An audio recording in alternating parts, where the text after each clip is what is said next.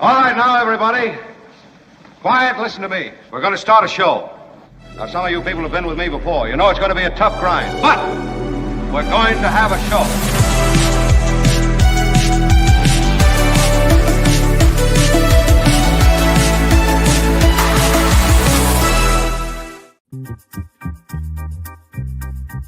And the war marches on. It's the Mark Thompson Show. I'm Mo Kelly in for Mark on this Wednesday. And maybe you're feeling a little bit like I am, just a little bit unsure, uncertain where this country is headed. We're going to get into that. We have a huge show which is waiting for you. Well, I'm glad that you're in the chat. We want you to respond. We want to interact with you. And every time I sit in for Mark Thompson, I'm reminded not only how much I love this country, not how much you love this country, but how involved we are in the future of this country. And of course, I can't do any of this without the assistance of Kim McAllister, who is producing today, along with Tony Sorrentino, my brother from another mother from a job long ago. We have a lot to discuss today. We have a lot to get to at the bottom of the hour. We'll have the inimitable John Rothmann, who's going to join us with all of his energy. And I would say he has a much more positive outlook for the Democrats than I think I would, even right now. But we'll go back and forth with him. And of course, when I'm usually hosting, we give you a dose of Mark Thompson, just to remind you that it is his show first and foremost. So we'll have an interview, a conversation between him and Cindy Cohn of the Electronic Frontier Foundation to close things out. But at the very top of the show today, and at the top of most people's minds from coast to coast, is what is happening in Iran. And that should be distinct as far as how we're being told, what we're being told about what is happening with Iran. And those are two different things, because let's be clear. The president, Donald Trump, would have you and me believe that this is not going to be a long military engagement. I think 4 to 5 weeks is what he's been throwing around. And if you listen to the president, he'll have you believe that we're ahead of schedule, way ahead of schedule, that everything is going swimmingly, that we've decreased their military capacity, which is probably true as far as decreasing the military capacity. But whether we are actually fully ahead of schedule, I'm not so sure I believe that, because the president is trying to argue that we're trying to win over the hearts and minds of the Iranian people, that they will rise up and they will oust the regime. They will do the things that our American military won't have to do. So we'll be able to save more lives. So we will not put our troops in harm's way. But let's be honest. And I always want to tell you the truth, and I want to hear the truth back from you. Nobody likes being lied to. And we're being lied to, because you cannot win over the hearts and minds of the citizenry when you are bombing civilians, when you are bombing schools, accidentally or not. I mean, I understand the fog of war in the sense of there's collateral damage. I get that. But this is something completely different. We're talking about the deaths of 168 people. You can't talk about winning over the hearts and minds of Iranians or having them rise up in the street when you're continuously bombing. Now, we listen to Pete Hegseth, and he let us know that yesterday and today would be the most severe bombing runs that we will have seen so far in this campaign. So militarily, it has not let up. So there's no way for the people to flood the streets and oust this regime. And let's not forget the remarks of Lindsey Graham. I don't know if you saw this, Kim, but I saw Lindsey Graham, who's had an unofficial role here as the speaker for this war effort. I don't quite understand, but he's had a lot to say. But he was quoted as saying that Iranians should not have built a school next to a naval base, as if it was their fault that we dropped a tomahawk on a school which killed 168 kids. Now, I have not served, and I'm not going to allege to know everything which happens on a military base, but just about everyone in my wife's family has served. And there's some things that I've been able to glean. whenever you have a military base, and this is true in most countries, you have schools around them. Why? Why? You might think, well, soldiers have families. Soldiers live on base. Mm-hmm. And those same kids go to school in that immediate area. This is not anything new. And As a matter of fact, go ahead, Kim. I was just going to say, my mom did her student teaching when she became a teacher at the elementary school at Kaneohe Air Force Base. So, right. Yeah. Right. And so you cannot expect the people of Iran to buy into what America is doing because they have limited information. Let's not forget. They have state TV, and state TV is telling them one version of the war. I'm not saying it's accurate, but it's one version of the war, and it's favoring Iran's narrative. And they're not getting any information from the rest of the world, but they do know that their children are being killed. They do know that it has, in some part, it is due to American military. And although you may see these pictures of Iranians around the world celebrating, even here in the United States, we're talking about what Iranians in Iran are experiencing right now and how that contrasts with what our own president is telling us. And those two things do not match up. And about this regime change, you can't expect a regime change, an actual regime change, when the new supreme leader is the son of the old supreme leader.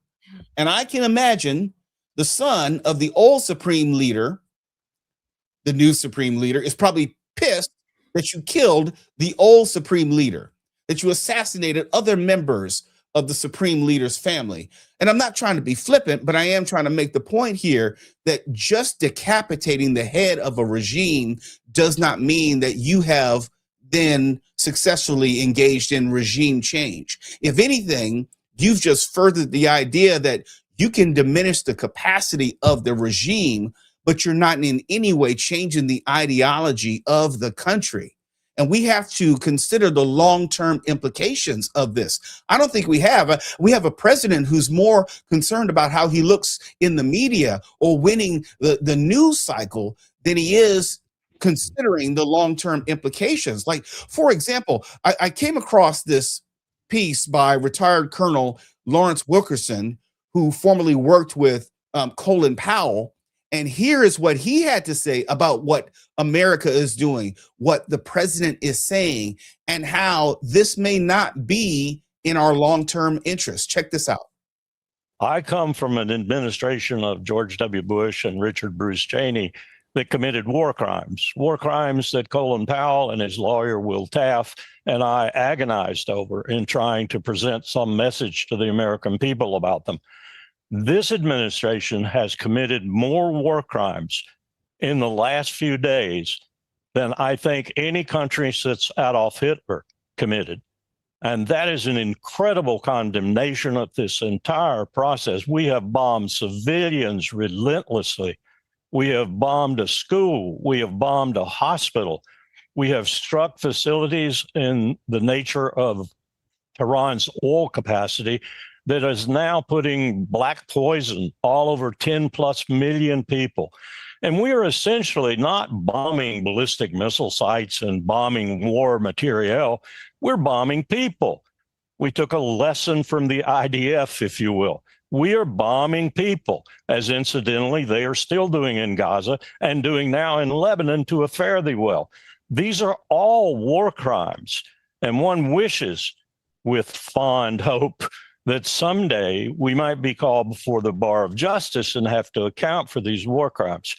And what you just talked about is a crime also in the eyes of international relations and people who want to keep decent international relations ongoing in the world. We're destroying that. And on top of all of that, and this is the real serious problem here for America, Trump and Hegseth and Rubio and the other entourage of their national security complex have completely misjudged the nature of this war, as has to a certain extent Bibi Netanyahu. This is a country as big as Western Europe with 93 million people, probably 90 million of whom will fight us to the bitter death. who live in terrain that almost killed Alexander the Great. It is entirely inhospitable to military operations, and Trump is actually talking about putting ground forces there. And the only way he will be able to claim any nature of victory is to do that. Only that will be the end of the empire's presence in the Levant and the Middle East in general, because we will not be able to sustain that economically, physically. We do not have the soldiers or Marines to do that. But that's what he's talking about. This is pure nonsense. There was a column in Haaretz yesterday, and the title of the column essentially was Trump will chicken out in this war too. I'm sorry, he's not going to chicken out necessarily. That might be the tone intent he puts to it. He's going to be defeated, as are we. Let me take a slightly different tact as far as how I view this war. I look through it through a different prism. We have a TV president. In other words, everything he does is with consideration for how he looks, how his administration looks on TV. TV is very ephemeral. It's fleeting, where the image yesterday doesn't necessarily determine what the image is today. It's a very short-term strategic way of thinking, ignoring the long-term implications. I don't believe that this president, this TV president, is thinking 5 to 10 years from now. I don't think this president is all that concerned with what Iran may do or what the Middle East may look like 5 to 10 years from now. And I say that acknowledging that in all of his speeches, he says, we don't want to come back in 5 to 10 years. I don't believe he's thinking about any of that. He's thinking about how he can enrich himself, enrich his family and his business interests and his cronies in the short term. And there has been this window of opportunity, my phrase, for him to do that by invading Iran through the increase in the cost of oil, which negatively and adversely impacts you and me, but not necessarily for those who are in the oil business, not for his friends who can benefit off this and who were tipped off, let's not forget, in advance of this, where we had Trump calling his oil executive friends before they went into Venezuela. And you can damn sure believe he did the same thing before they went into Iran the second time. And if you were in speculating oil or you're trading oil commodity on any level, you have made money. This president is always about the economic transaction. And there is an economic component to this and has been part of everything that he's done.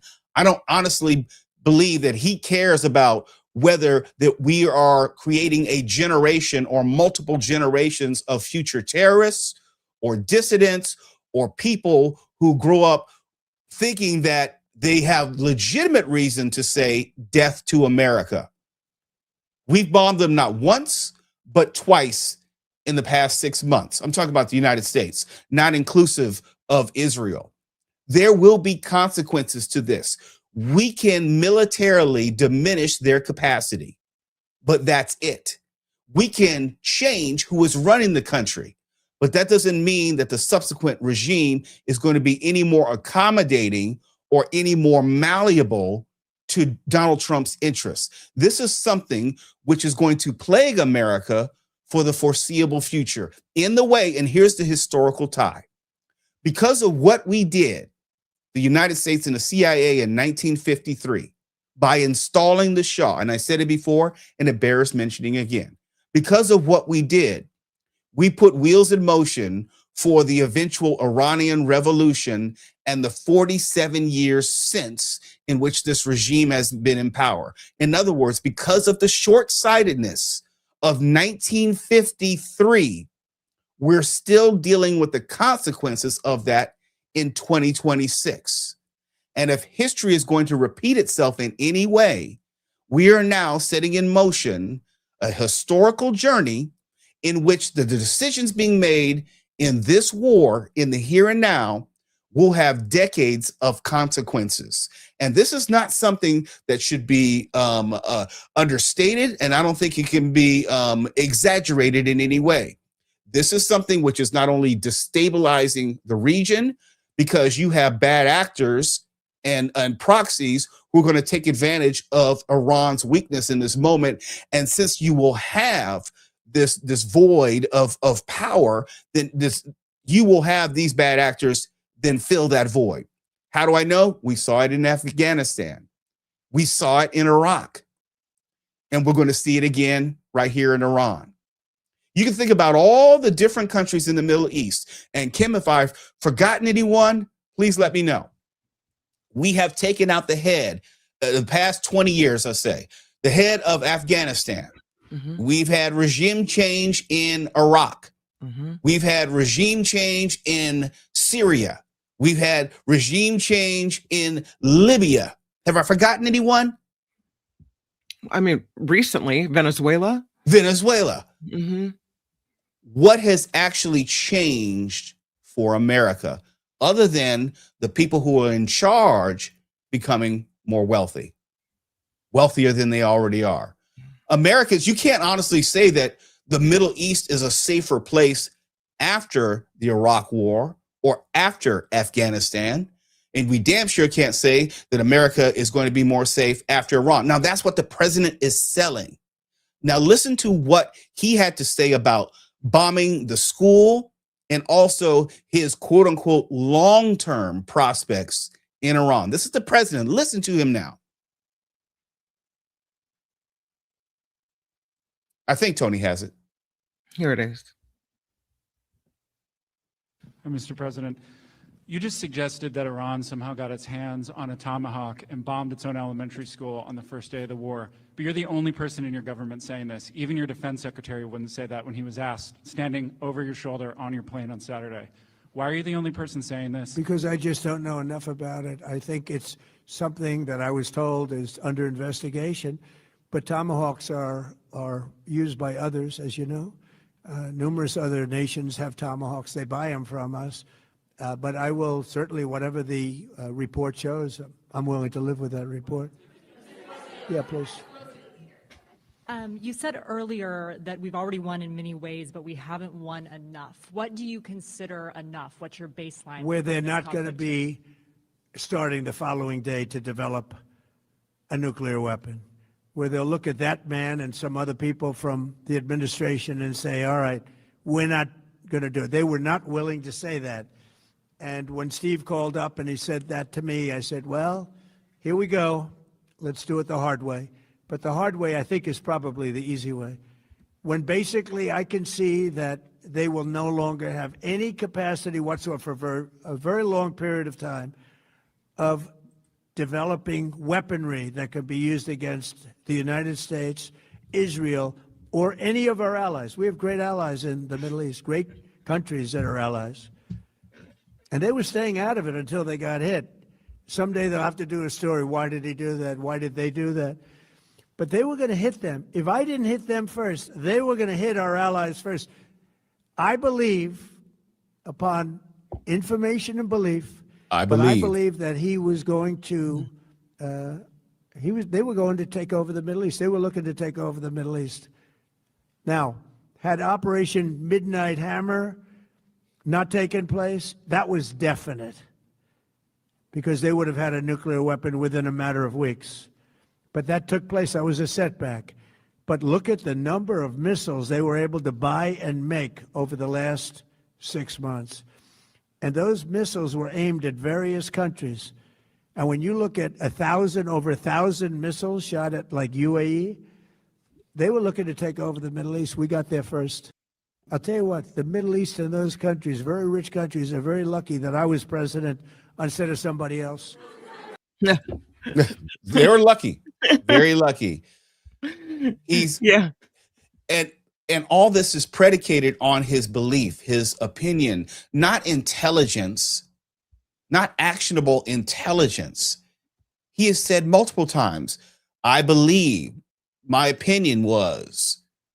That's not how any of this is supposed to work.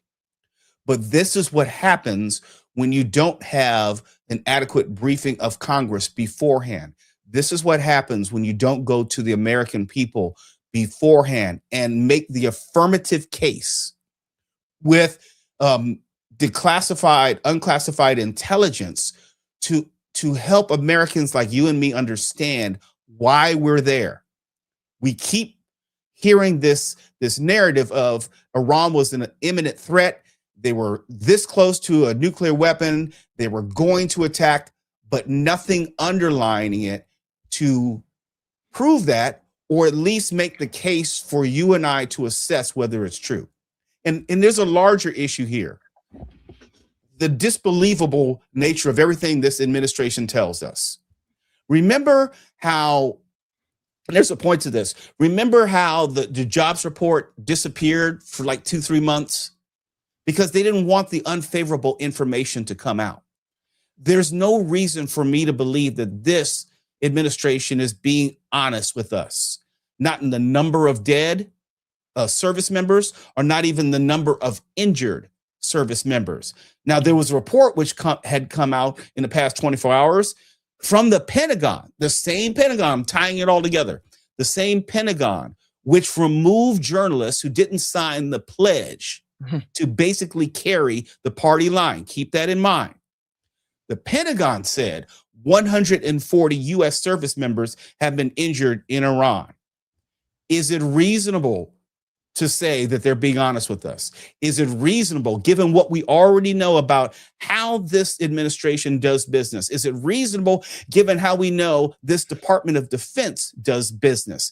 Is it reasonable, given how we know that they will consistently lie to us, that it's only 140 U.S. service members who've been harmed, or the degree in which they've been harmed? Is it reasonable to believe that we've only bombed the one school and only 168 children have died? Going back to Colonel Lawrence Wilkerson, we're talking about schools, we're talking about churches, we're talking about homes, we're talking about collateral damage far above what we're being told. We have to consider the possibility that the timeline that the president has set out as far as how long we're going to be in Iran, how successful we are presently in Iran, is completely a fabrication. It is completely untrue. Now, that's the good news. And when I say good news is we can look at it through the lens and then try to distill how much truth it is. The bad news is we aren't actually able to forecast or foretell how bad it actually is. It's almost like when you know someone is a habitual liar, you know they're lying to you, but you can't say for certain what else they're lying about. And have you ever been in a relationship? And I've said this before, and I'm going to use it again. I have this analogy called the roach theory. In other words, you see a roach, you turn on the light, one roach scurries, and you think, oh my gosh, there's a roach in the kitchen. It's like, no, you should not be worried about that one roach. You should be worried about the roaches that you don't see when the lights are off, when you didn't come down the stairs. You should be worried about the roaches in the walls. You should be worried about the ones in your pipes. And I know that's a crude analogy, but it highlights the point.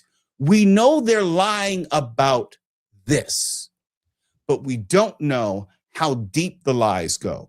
We don't know how damaging the other lies are. Those are the things that we have to keep front of mind.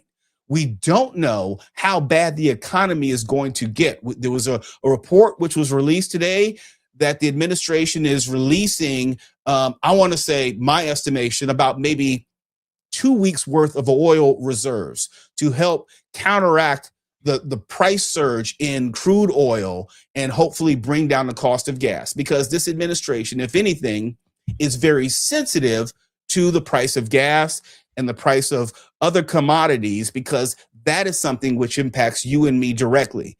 Now, they can lie about the success of the war effort so far, but they can't lie about the cost of gas. We see that, we feel that, we experience that. And this is one way they're trying to alleviate that, at least in the short term. But we don't know how long that is going to help. We don't necessarily know if it's going to help for any extended period of time. Thank you, Tony, for putting that up. The bottom line is this. When you're dealing with a liar, You don't know how often they're lying. You don't know how bad the lies are until it hits you in the face.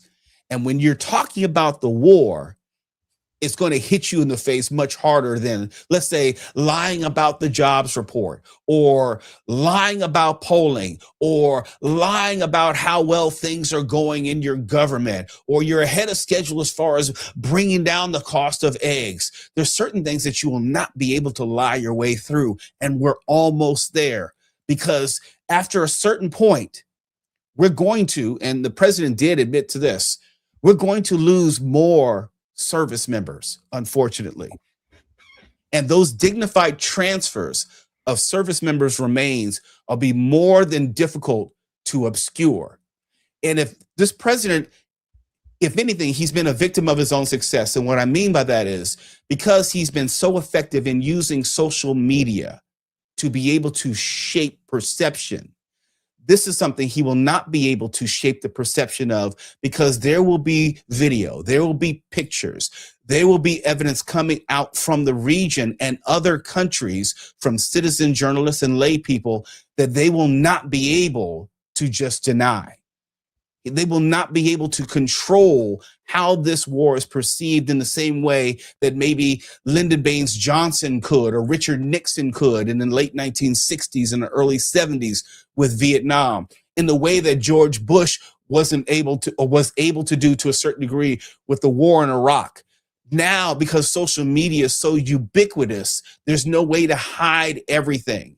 And after a certain point, after 4 or 5 weeks, you'll be able to see how much and how often and how unceremoniously and how much with impunity that this administration is lying to us.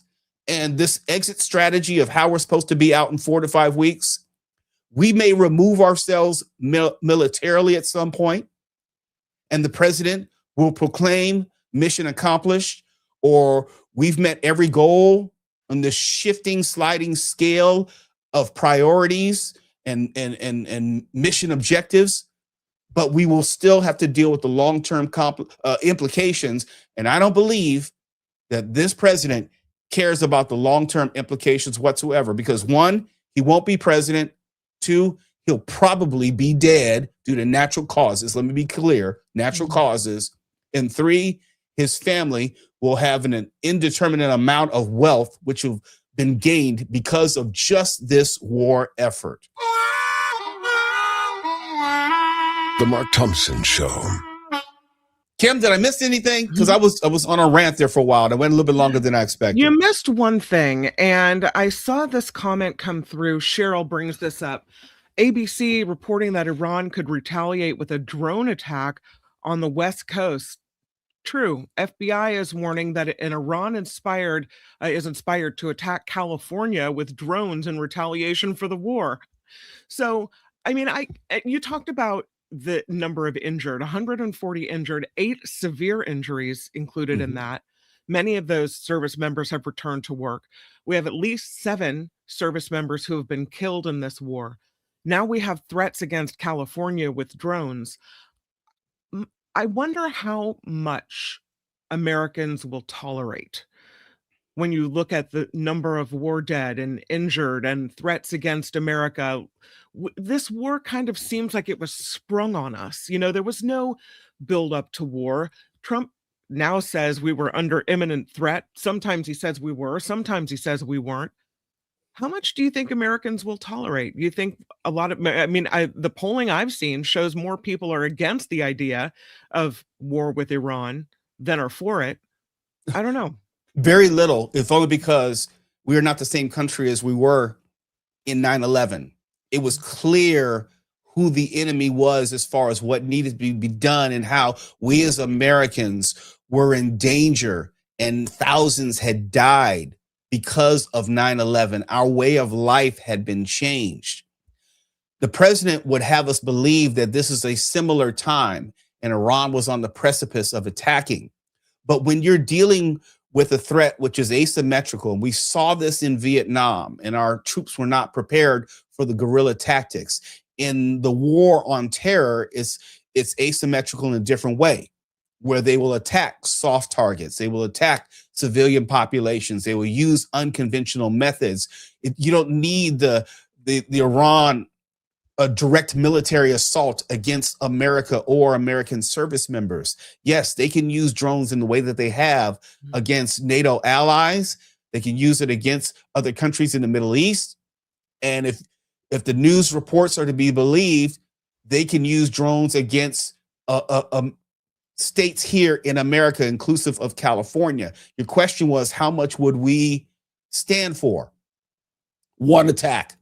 If I had to quantify it, one attack, because we started this. Now, the president will have us believe that we had no choice because Iran was going to attack, but they haven't shown us the evidence. It would be different, Kim, if they said, look, here is the evidence. Or if through a congressional briefing, we had Republicans and or Democrats who could come out and say, look, I've seen the evidence. I support the president. We had to do this now. We had no choice. The president is making the right decision. You're not even hearing that. And absent all of that, there's no reason for you or for me or anyone in the chat, anyone who's ever listened to Mark Thompson, to buy in. And so it's basically like, if you've ever been on social media, it's basically trust me, bro. They want us to take them at their word that we had no choice but to engage in this escalation against Iran. And if Americans domestically, stateside, should begin dying because of this war that none of us asked for, that none of them have made the case for, then you will see this really, really go south in all ways fast. You would see it go south economically as far as the stock market, because there's no narrative that you can spin at that point to justify it or to explain why Americans are dying. Imagine if the drones hit an American school and 168 children died. Heaven forbid. But think about it. This is war, and the unpredictability of a state-sponsored terroristic government. There are no rules here. There are no boundaries. And so all of us are now, I believe, in greater danger than we were a month ago. I do not believe that Iran was on the precipice of a nuclear weapon and was going to strike us for too many reasons. I do not believe that this administration has been honest with us in playing above board. Even now, they won't even show us what they knew at the time of the strike. They're just telling us the president, we showed you the video. The president said, I believe, in my opinion, information, not intelligence. When a president addresses the nation, he says, we have intelligence, and is very specific that the Iranian regime was on this track and was going to do this at this location at this time. No, this is all speculative. And he just wants us to trust him. I'm sorry, but I will never trust Donald Trump because he's not trustworthy in anything he does, not in his private life, not in his public life, not in his marriage, not to the people who work for him. I mean, you can say the way he did Kristi Noem last week was demonstrative of an untrustworthy individual. He respects nobody and no one except for himself, not even his family members. So there's no reason for me to just take him at his word when his word means nothing. Okay, I need to take it out. Well, before we get to John Rothmann, let me read this to you. This is about the drone attack on the West Coast, if you had questions about it. The FBI warned police departments in California in recent days that Iran could retaliate for American attacks by launching drones at the West Coast. This according to an alert received by NBC News. And here's what the FBI alert says. We recently acquired information that as of early February 2026, Iran allegedly aspired to conduct a surprise attack using unmanned aerial vehicles from an unidentified vessel off the coast of the United States homeland, specifically against unspecified targets in California, in the event that the U.S. conducted strikes against Iran. This, according to the alert distributed at the end of last month. We have no additional information on the timing, the method, the target, the perpetrators of this alleged attack. I don't know if Tony can find this, but I saw the story in which the administration would not even raise the terror alert to reflect that because they thought it would put Americans in more of a panic mode or suggest that they did not have as much control of the situation as they were alleging publicly. Another example of not telling America the full truth, withholding the truth, or outright lying as far as danger to Americans or how smoothly this military campaign is running or what success would look like. Let's say, for example, hypothetically, in 3 weeks, they say mission accomplished. We have the new administration in place in Iran. We think that they're much more amenable to what we want and our interests as Americans, and they're going to be much safer. And then there is a terrorist attack of some level or some sort of response from the old regime, and Americans perish. That would fly in the face of everything that they've said. So they've been very careful to not let Americans know that there is a threat from them. It's like they want to have it both ways. They attacked because there was a threat that Iran might get this nuclear weapon, and they were trying to take over the Middle East. But since that time, they want to say, or at least not say to us, that there is no further threat in response to anything that the American military has done. You can't have it both ways. If there was a threat beforehand, there's a threat afterward. They're trying to thread this needle where, well, the only real threat had to do with Iran and nuclear weapons. There's really no threat to Americans. That's just not true. CC Ryder with 10. Thank you, CC. She says, spot on, Mo.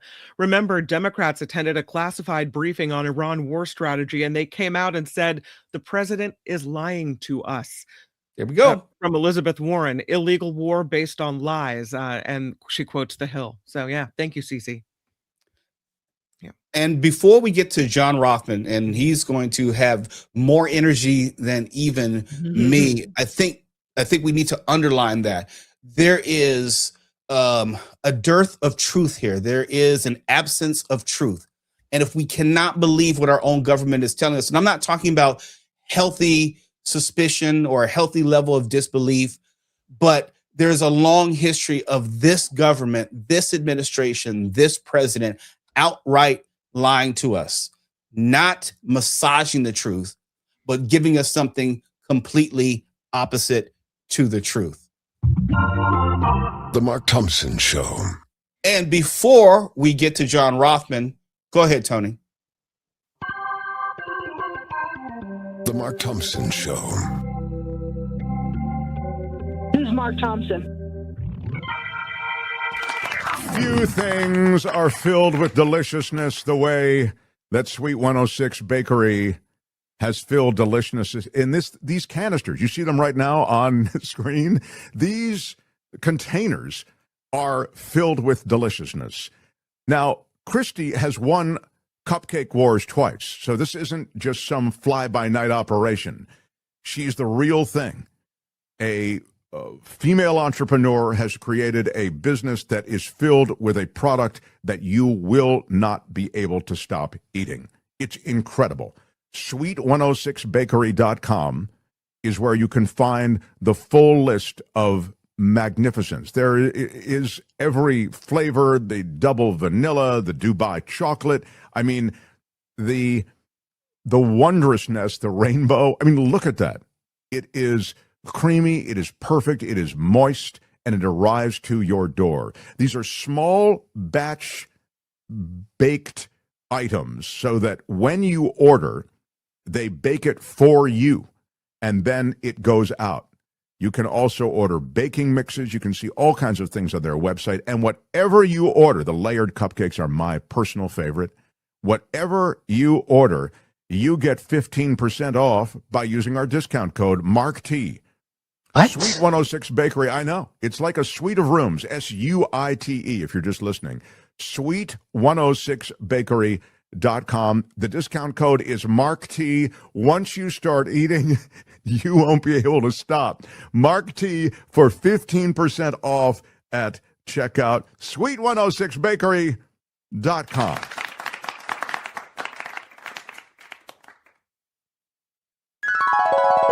The Mark Thompson Show.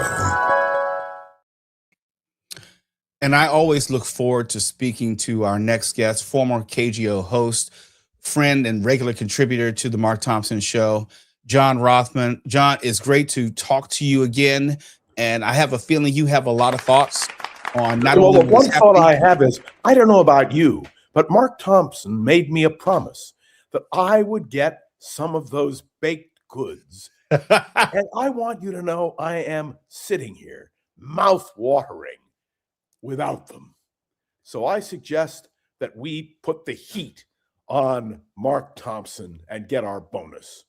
Kim, I think you're being called out here because you are our collective conduit to Mark. And so for the sake of the show and the sake of the health of John Rothmann, let's make sure we have that happen. But John, let me get to the serious part of the conversation. Serious stuff?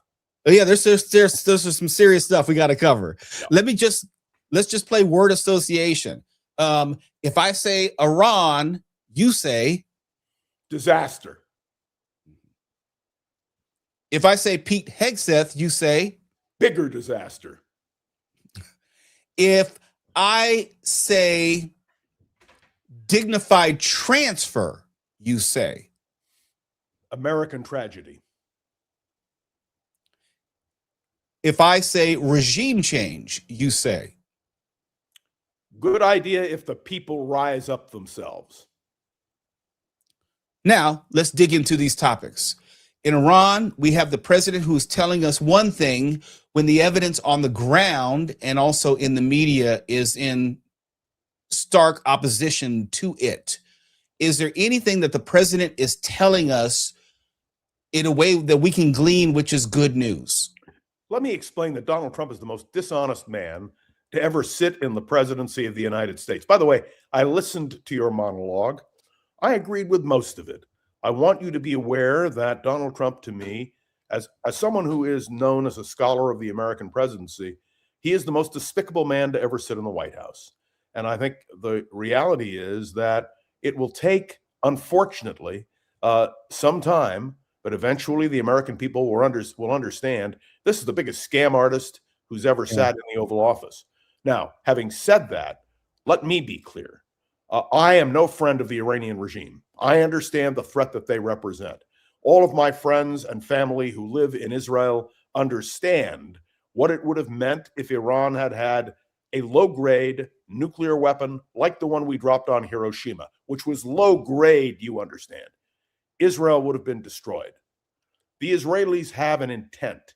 They have a reason. They have a logic because they're fighting for their own future and their own lives. What is America's interest?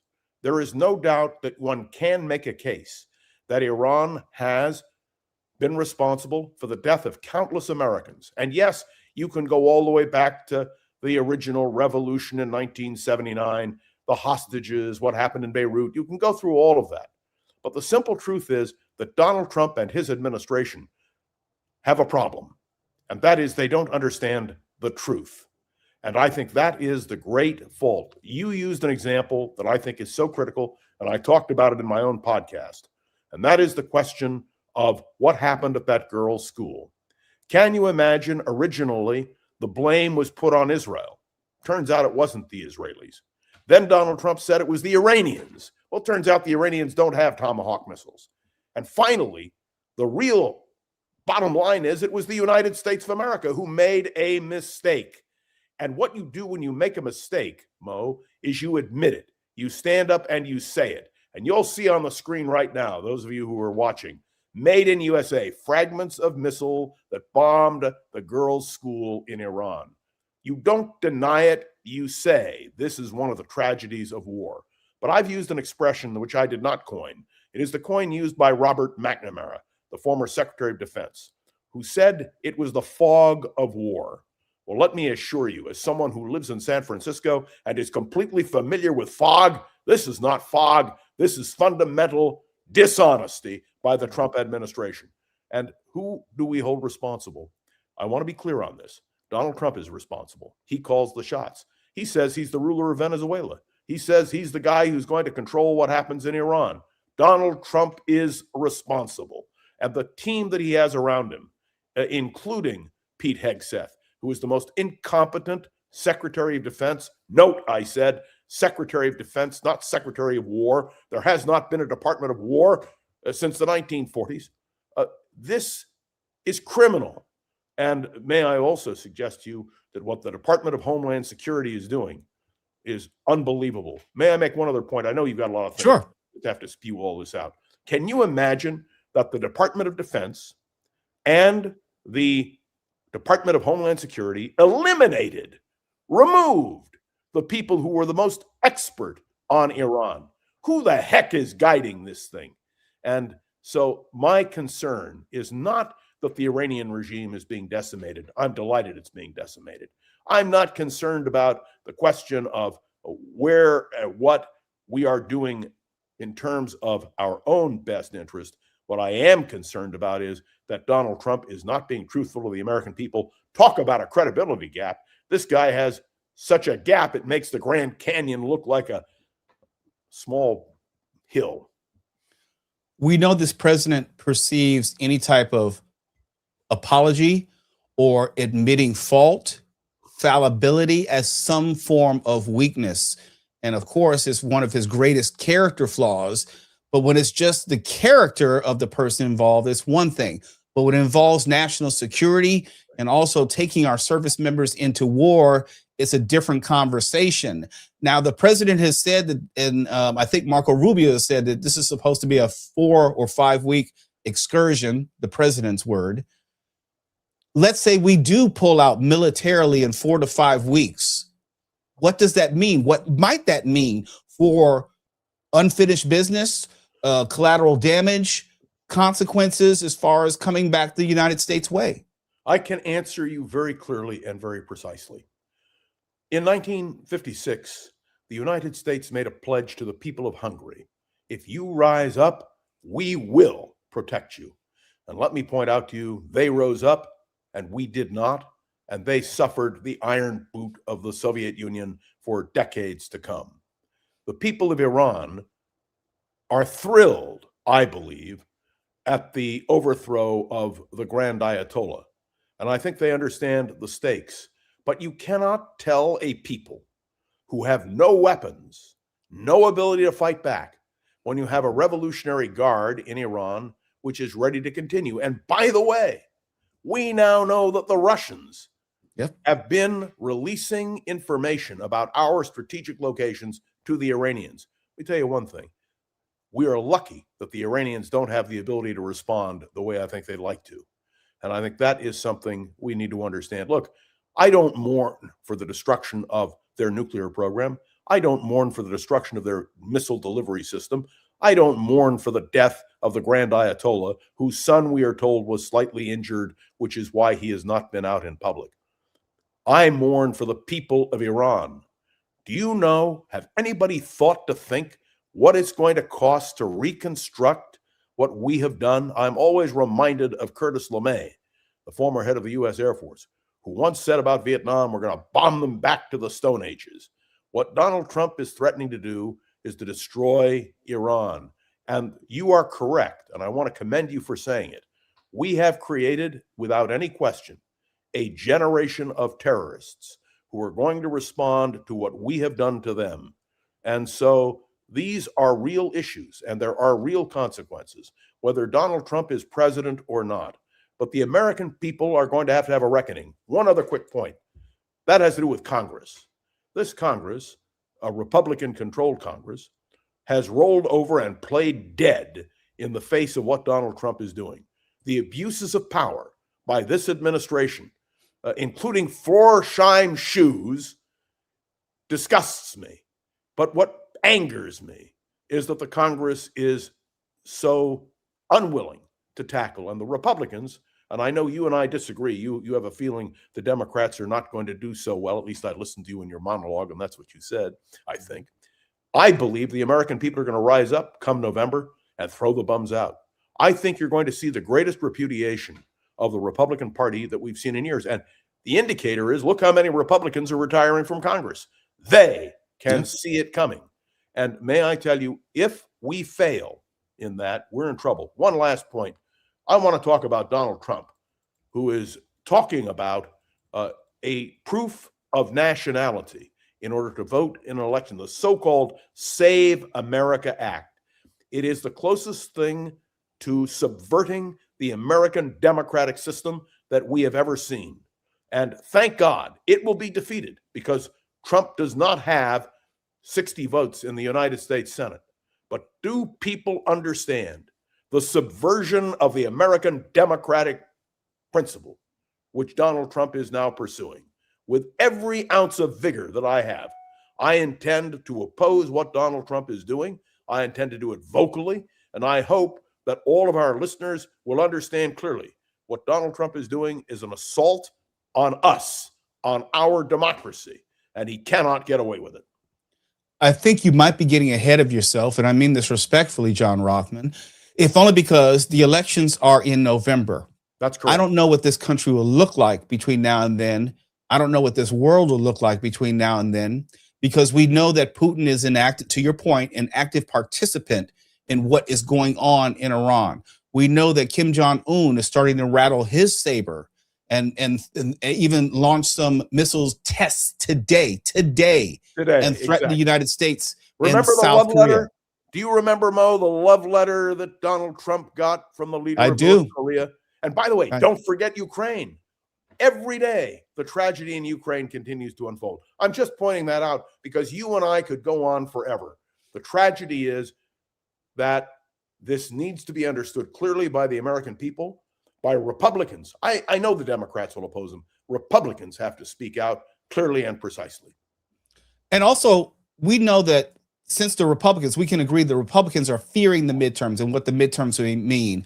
For those who say that this war is part of a larger strategy to upend the midterms or somehow throw the midterms into doubt where he can declare martial law, do you think that there's any truth to that? No, and I'm going to explain why very clearly. Read the Constitution, which Donald Trump does not do.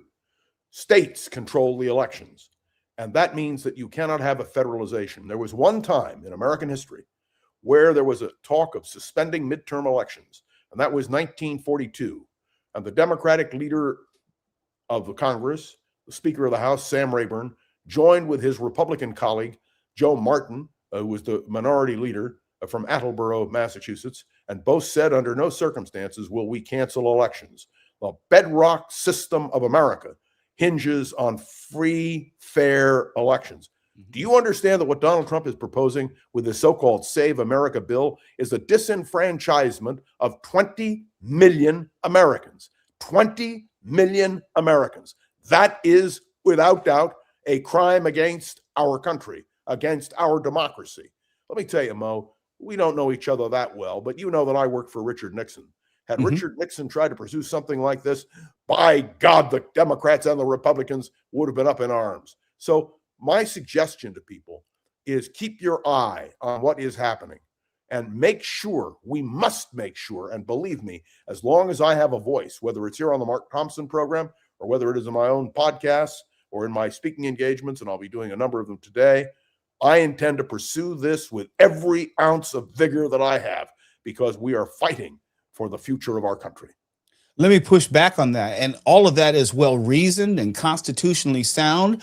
But we have a man, to your point, who does not read the Constitution. He does not respect the Constitution. He does not respect the rule of law. If you give a mouse a cookie, they want a glass of milk. If you give someone a rope and think he's a cowboy. We have a president who continuously pushes the line to see if there's a boundary. Congress has not provided that boundary. The Supreme Court, with the exception of tariffs, has not provided that boundary. So if there is no boundary, who's to assume that our institutions and our norms are going to be able to hold, because this country has never seen anything like this, at least not in modern times. The boundary is November. It is an election, and the American people will go to the polls. And the job of the Democratic Party and those in the Republican Party who are willing to raise their voices is to alert the American people to the danger, not just the danger of what is happening in Iran, but the danger to American democracy. And this, to me, is the key. Now, I have arguments with our beloved leader and fearless leader, Mark Thompson, all the time, because he says, John, your faith is misplaced. My answer is, I saw the Supreme Court on a 6-3 vote rise up and just say no. And I believe there are more and more members of Congress on the Republican side who are upset and understand their own fallibility. You understand the first rule in politics is to win the next election. Right. And if Donald Trump becomes what I believe he is, a handicap, the Republicans will understand. The problem the Republican Party has is how do they get out of this mess? And let me point out the two leading contenders in 2028 are J.D. Vance, who has called on America to be a Christian nation and who I think is thoroughly disqualified from ever being president, and Marco Rubio, who has shred whatever bit of decency he had by going under the thumb of Donald Trump. And that means that there has to be a revolution in the Republican Party. Now, is that possible? There is no more Republican establishment. Right. I always remember Donald Trump Jr. standing on the ellipse on January 6th and saying very simply, it's no longer the Republican Party, it's the Trump Party. What a disgrace. And may I point one other thing out? I just love you, Mo. I'm so glad you're here. See, Mark Thompson would have cut me off, but you're being a mensch. I appreciate it. Let me just tell you, you saw the plaque that went up in the Capitol? Yes. In an obscure, small, unvisitable place for all intents and purposes. The fact that members of Congress, the Republicans, refused to stand up and condemn what happened on January 6th is to me appalling. And did you hear that Donald Trump is now subpoenaing, having the Justice Department, which should be independent, subpoenaing the returns from various states in order to prove election fraud? I mean, this is out of control. And I know we're reacting now to what's happening in Iran because it's the headline, but we've not forgotten. And I know because I listened to your monologue that I want you to know I listened to you. We're going to be talking about the Epstein files. Donald Trump is clearly up to he's in thoroughly on the Epstein scandal. He was Epstein's best friend. And let me tell you, if Bill and Hillary Clinton can testify before Congress under oath, so should Donald Trump, because there are answers to questions. And one of the key questions is, why is he covering this up? And he is covering it up, ladies and gentlemen, without any question. So there are a million things you can say about Donald Trump, but I will tell you he is the most dishonest, the most despicable, the most anti-democratic, and I mean that in the small d sense, president the United States has ever had. And we need to be able to respond. Anyway, you'll notice I have no opinions. None at all. But to your point, I want you to check out this clip of the president talking about the Save America Act. This is from today, and I want to get your reaction on the other side. Wonderful. Go ahead, Tony. Right. Is Senator Thune listening to you when you say you want to pass the Save America Act? He says there aren't the votes to do it right now. What's your response? Well, he's got to be a leader. You know, if he's a leader, he's got to get him. It's the most popular bill I've ever seen put before Congress. And it's voter ID and it's voter. You have to be able to be a citizen to vote. It's called citizenship. And we're also adding in no men playing in women's sports, no transgender mutilization of our children, and no mail-in ballots, fake mail-in ballots. We have none of that, except in the case of the military, etc. Obscene. Can you imagine? And let me tell you, he won't have the votes, and he shouldn't have the votes, and it ought to be repudiated overwhelmingly. If the so-called Save America bill were to pass, it would mean the destruction of American democracy. And if those of you listening believe that I'm extreme, you should be able to read my mind to see how thoroughly moderate I am being in my comments. John Rothmann, I love being able to dialogue with you. I tend to see myself as a bit more cynical than you. I think America is at this point where it's going to have to go through hell for it to know to never come this way again. And because of that, Donald Trump is going to be given more leeway than any other president. I don't believe it. And you and I will fight this out just as I'm going to fight it out with Mark Thompson. But the condition is we receive our sweets from Mark Thompson. Yeah. Did you hear that, Kim McAllister? Kim, you've been called out twice in one conversation. How about that? And may I tell you, I don't know if you've been watching, but Kim's daughter has been performing. And I get all the emails from you, Kim. And you may tell your darling daughter, who I have had the pleasure of meeting, how impressed I am by everything she does. And don't worry about your future, Kim. Your retirement is secure. Thank you, John Rothmann. It's always so good to have you on the show. Big love. You too. John, have a great day. Mo, I look forward to doing this again. Tell Mark to take more time off, will you? Okay. All right. Thanks. See you soon. You can find John on his podcast, Around the Political World with John Rothmann. That is every day. It's just a few minutes, I think 5 or 10 minutes, the podcast. He puts it out every day. Maybe it's going longer and longer these days. There's more and more to talk about. You can also find John Rothmann. Minutes. It's 15 minutes every day. We now have sponsorship, and I'm delighted to tell you we have slightly more than 250,000 downloads, which is not bad for a podcast. Around the Political World, gaining steam. You can also find John Rothmann on The Voice of San Francisco. The website is thevoicesf.org. Yeah. Always love speaking to John Rothmann. We're going to go to the news in just a moment. We now have another special message from Mark Thompson himself.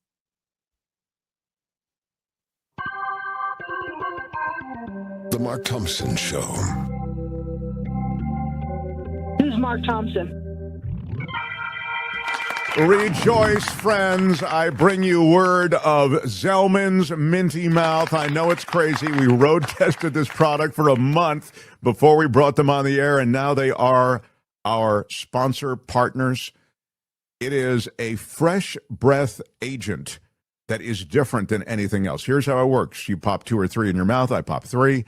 You get this minty coating going in your mouth, so it gives you kind of a fresh blast in your mouth of sort of clean, clear breath. But the real action is in your gut. What? I know. It's down in your stomach. It interacts with the stuff in your stomach and neutralizes the things that cause bad breath. So powerful mint on the outside with these tiny capsules. You swallow the capsules. It's really, as I say, I pop 3 of them, swish them around, then I pop then I swallow the capsules in this parsley seed oil. This is a natural agent that neutralizes the odors that can cause bad breath. No artificial sweeteners, no xylitol, no preservatives. It's just all stuff that works.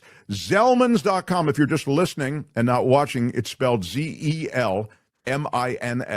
Zellmans.com. Use our discount code when you order. Mark T at checkout. Zellmans.com. Mark T at checkout for 15% off Zellman's Minty Mouth.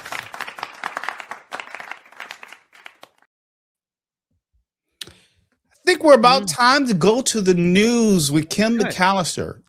Let's do it. I've got one ready. Let's fire up your news.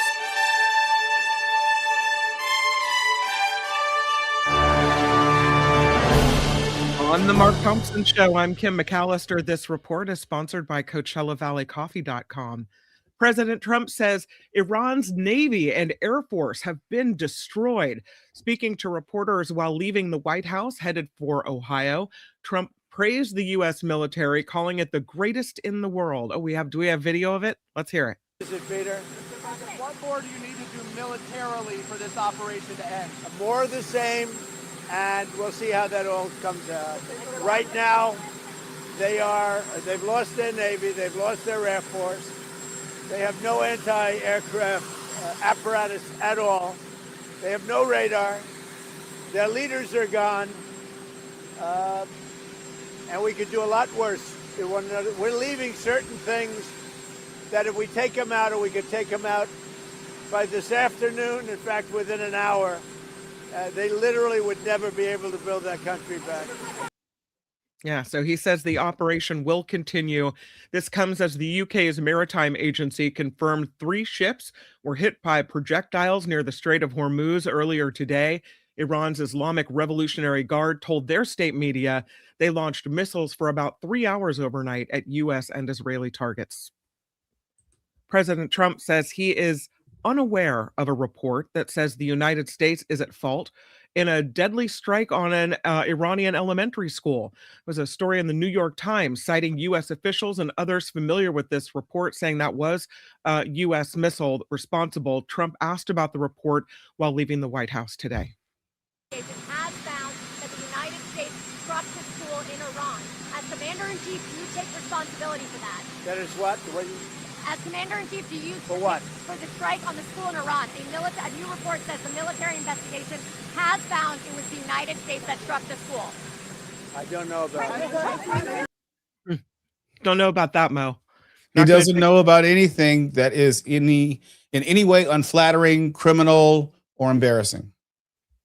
That New York Times report says the initial investigation found the strike was due to a targeting mistake by the U.S. military. The military had been targeting an Iranian base adjacent to the school. The Tomahawk missile strike happened at the start of this Operation Fury, killing at least 175 people, most of them being children. President Trump is going to Ohio and Kentucky today. In Ohio, Trump plans to visit a pharmaceutical and biotechnology company to talk about his new drug prescription website, Trump RX. Meanwhile, speaking of medications, Costco is partnering with a New Jersey-based fertility network to offer low-cost care to customers across America. RMA Network, Assisted Reproductive Specialists, will be working with Costco to provide widespread access to fertility services to those who face barriers. Costco says they'll get coordinated care through every step of the process. So Costco jumping into the fertility business. A runoff election will decide who will fill former Georgia Congresswoman Marjorie Taylor Greene's seat. Democrat Sean Harris and Republican Clay Fuller are pulling ahead in a crowded field of 22 candidates, but with neither of them getting the 50% majority vote, the winner of Georgia's 14th congressional district will be decided in a runoff that will be set for April 7th. So we'll see who steps in for Marjorie Taylor Greene. And Republicans are busy in Congress. I heard John Rothmann say they're not doing very much, but they are considering a second massive spending package ahead of the midterm elections. Republicans have been looking to strengthen their economic messaging on issues of voter concern, like rising grocery prices, gas costs, and inflation. Passing another mega bill, though, would be an uphill climb involving an ambitious timeline, as well as plenty of compromise to get near unanimous support for provisions in this bill. House Speaker Mike Johnson says they can only afford to lose one GOP vote, and a second reconciliation package could be opposed by fiscal hawk conservatives who have advocated for more spending cuts. So they've got a fight on their hands, and we'll see how this second mega bill works out for them. I don't think the first one was very popular. So Not at all. Not at all. And there is a story about a sleep apnea pill. Scientists may have discovered a pill to treat sleep apnea. So instead of having to wear the big machine on the face, The CPAP. Yeah. There's a clinical trial done in Europe found that this drug sulfiam was remarkably effective in reducing breathing interruptions in people with moderate to severe sleep apnea. Researchers at the University of Gothenburg in Germany say patients taking higher doses had up to 47% improved oxygen levels and fewer pauses in breathing during sleep. And they think their findings could pave the way for a medication-based alternative to, as you say, those CPAP machines. Yay. I mean, I think a lot of people maybe have sleep apnea, but they don't want to wear that big contraption to bed. So sleep apnea can be kind of dangerous, I think. Could be deadly. Can be. And that's why I sleep on my stomach every night and on my side and everything, because I'm not going to wear the CPAP machine. Yeah. So having a medication to take could be a huge game changer, save a lot of lives. I'd try it. There is a Mega Millions winner out there somewhere right now, Mo Kelly. Tuesday night's jackpot was worth an estimated $533 million, and a single winning ticket was sold in Illinois. So far, no one has come forward. That winner walks away with if they take the all cash, $244 million. So there you go. And lastly, because I know you want to know, this year's Oscars swag bag will include free liposuction and a custom prenup. How very California. Oh, The wonderful. The 98th Annual Academy Awards are this weekend, and movie stars attending the ceremony will receive promotional gift bags filled with expensive merchandise. This year's swag bags include a free vacation at a wellness resort in Sri Lanka, a body sculpting liposuction experience, a custom prenuptial agreement created by a celebrity divorce attorney, other freebies in the bag, chocolate pretzels topped with edible gold crystals, a luxury cannabis gift set from Bebo. The Oscars will be handed out this Sunday. It's not the same if we don't get the swag bag. I don't know. Yeah, I'd take the swag bag, but I'm pretty indifferent about the Oscars. Who wins, who loses, it doesn't change my life. I don't get anything out of it. I mean, there are movies that I like, the movies I dislike, but I don't get wrapped up in having the movies I like being recognized. It's art. It's hard to objectively judge art. And so with that, I don't get too wrapped up in how many nominations, how many wins. I either like a movie or I don't like a movie, and I keep it moving. This report is sponsored by CoachellaValleyCoffee.com. You know I love the tea. It is the best tea I have ever had, and I will be drinking it as long as this company is in business. CoachellaValleyCoffee.com is the website, and we've got a special code for you. It is Mark T, where you get your 10% off. And I think Mark left us a little something on Coachella Valley Coffee as well, because he can speak to the coffee, which is the best, very, very best that has ever passed his lips. The website, CoachellaValleyCoffee.com, the code Mark T. They are the nicest people, the best product. Very worth your time and effort to check out the website, CoachellaValleyCoffee.com. And I think Tony has it's coming. The Mark Thompson Show. This is Mark Thompson. Our longest and most wondrous sponsor partner is in my cup right now. Ah, yes. It's the magic of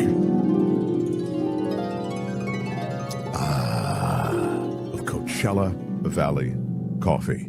Now, this is not some discount roastery. This is a boutique roastery. This is all fresh product, fresh beans, hand roasted, all organically and ethically sourced from women-owned farms.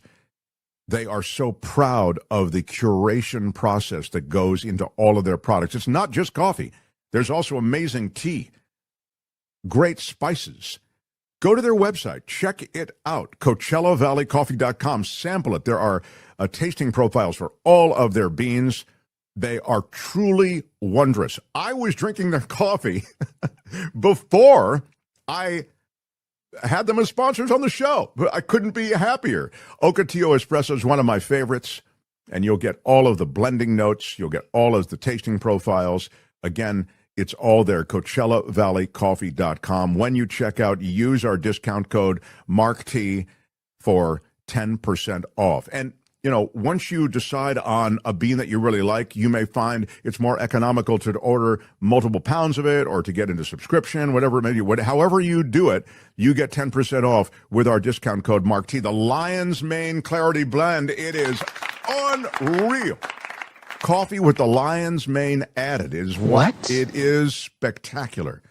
Order and enjoy. Put that coffee down. CoachellaValleyCoffee.com. When you check out, use our discount code MarkT, 10% off. CoachellaValleyCoffee.com.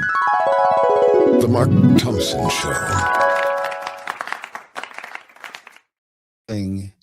Loving Coachella Valley Coffee. Mark and Kim were nice enough to send me some of Coachella Valley Coffee. And my wife is a big time coffee drinker, more so than I am, because I can't do any caffeine or anything like that. But she loves it. I need to bring her on one day to talk about it. But yes, thank you. Everything Mark is saying is absolutely true. They have the decaf. As a matter of fact, I believe the Mark Thompson Why Are You Yelling Red roast is a decaf. I want to say that it is. Then I can do that. Yes. They also have something really cool, which is a half calf, where it's the half of the caffeine in the coffee. So good options. Good. All right. All right. That's good to know. Yeah. And we have we've been reading some of the comments, but we do want to shout out some of our viewers and listeners for the great things that they not only have been thinking, but also been expressing and supporting the show. Kim, go ahead. This is from Lori Dolly. Huge thank you to Lori. I'm not going to cry. I really am not. $52. Thank you for another informative show. Hello, fellow Team Mark members and truth advocates, she writes. Thank you, And what a Lori. really nice donation. Nullifidian with a couple says the dumb leading the dumber. And also, I think I saw another from Nullifidian earlier. But thank you, Nullifidian. I appreciate that and appreciate the comment. Vilma with a 5 says, this is a war of choice and there will be no winners. Yeah. I agree. Yeah. There's no upside here. There's just degrees of downside. Glenn from Australia. Hello, Glenn writes with another $2 Australian. Mo doesn't need any credibility glasses.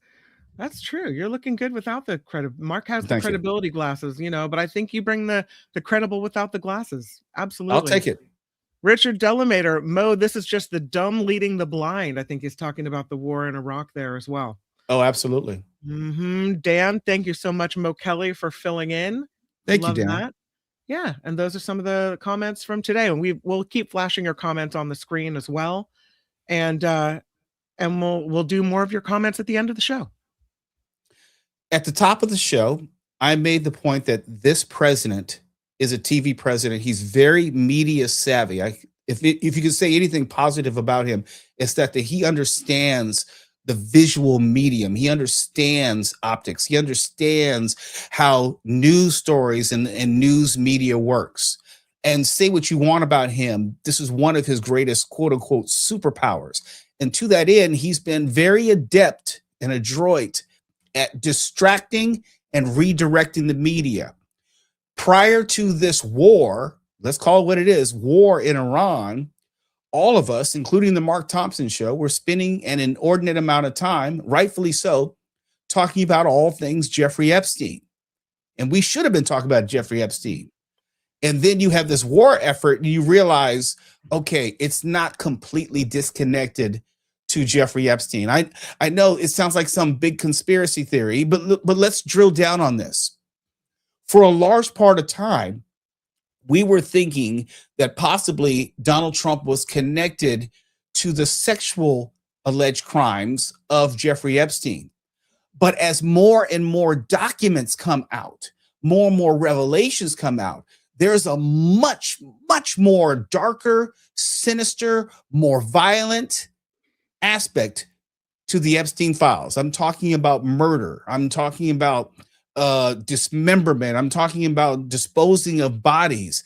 And I don't know if you saw, and Tony's getting ready to play us some about this Zoro Ranch, this property owned by Jeffrey Epstein in New Mexico, may have ties to the disappearance of a number of foreign girls and possibly their eventual murders. Check this out.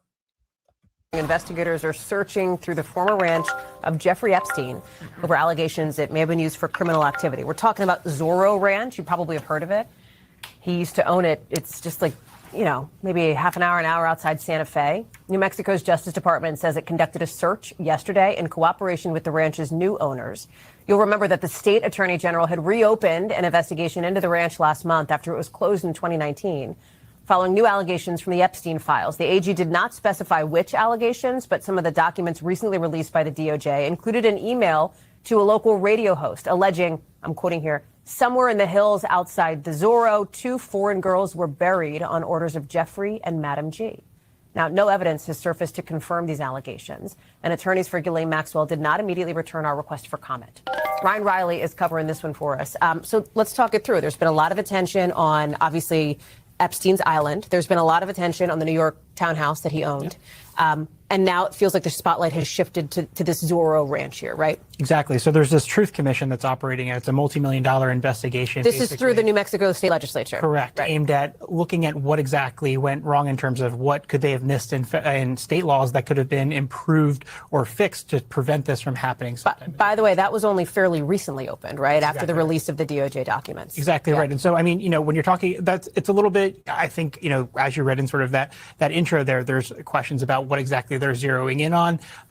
But I think that this is meant to sort of give some answers to the public rather than necessarily, at the moment at least, based on what we know, focused on any individual criminal charges. Of course, you can't charge Epstein because he's dead. But, I think that's basically what they're trying to do, is get at some of the truth of this and reveal what gaps there might be in state law. In other words, if there were any other co-conspirators kind of thing? Potentially, yeah. Okay. I think going to, it's very sort of early on. But the nice thing is that they have a pretty tight timeline for when they're actually going to get the report out. So this isn't going to be one of those investigations that just goes on forever and we don't really have an answer. There will be some sort of public result in this investigation, and the Democratic AG is very focused, on this as well, and has made these announcements about what they're looking into there.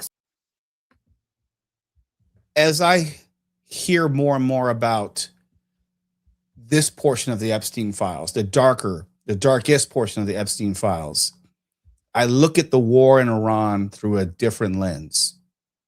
What I mean by that is, since we know that Donald Trump will do anything in the business world to make him money or not lose money, what might he do if there is the prospect of him being connected in any way to violent sexual assault of underage girls, the murder of anyone?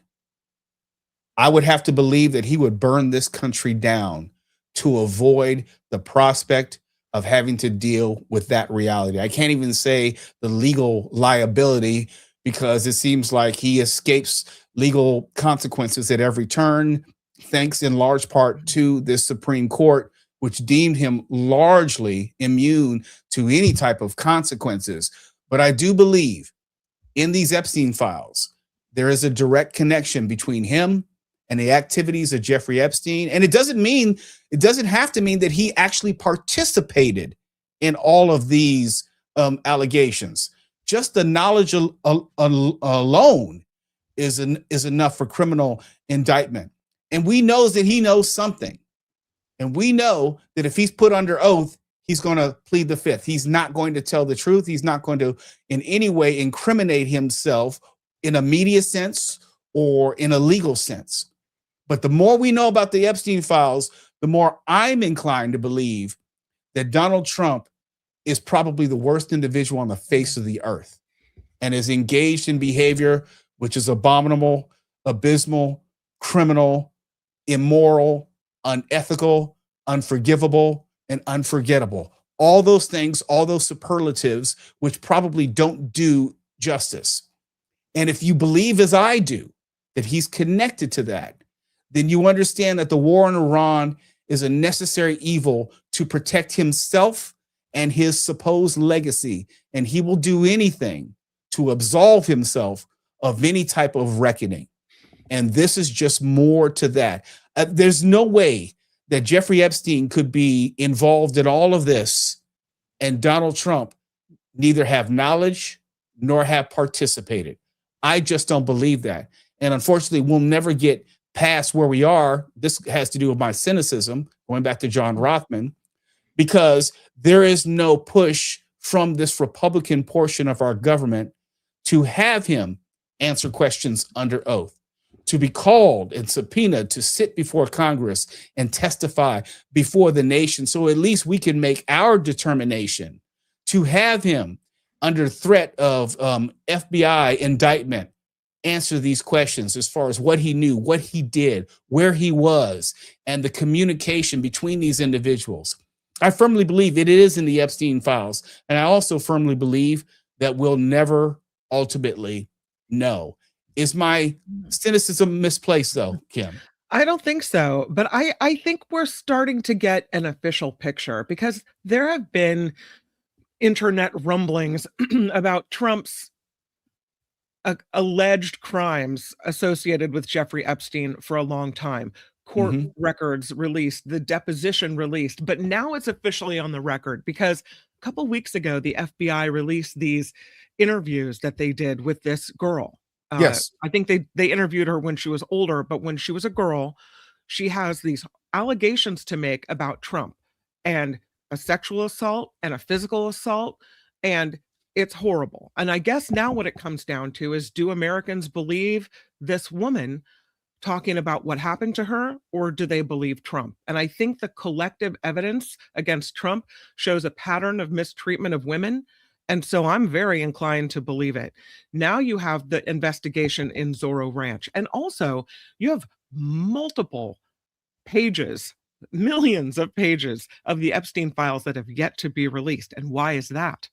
So I don't know. I'm hoping Americans are getting wise and will stop making excuses for someone that does not deserve to be covered up for. I'm hopeful. You're hopeful. I'm not optimistic. I'm very cynical, and I put it this way. In the way that Bill Clinton did go before Congress and testify, there has been nothing in the Epstein files, and I'm not saying this to provide cover for, I'm just trying to be factual. There's been nothing to my knowledge in the Epstein files which has explicitly, clearly implicated him in any type of criminal activity. Are you talking about implicated Clinton or implicated Clinton? Trump? Clinton. Okay.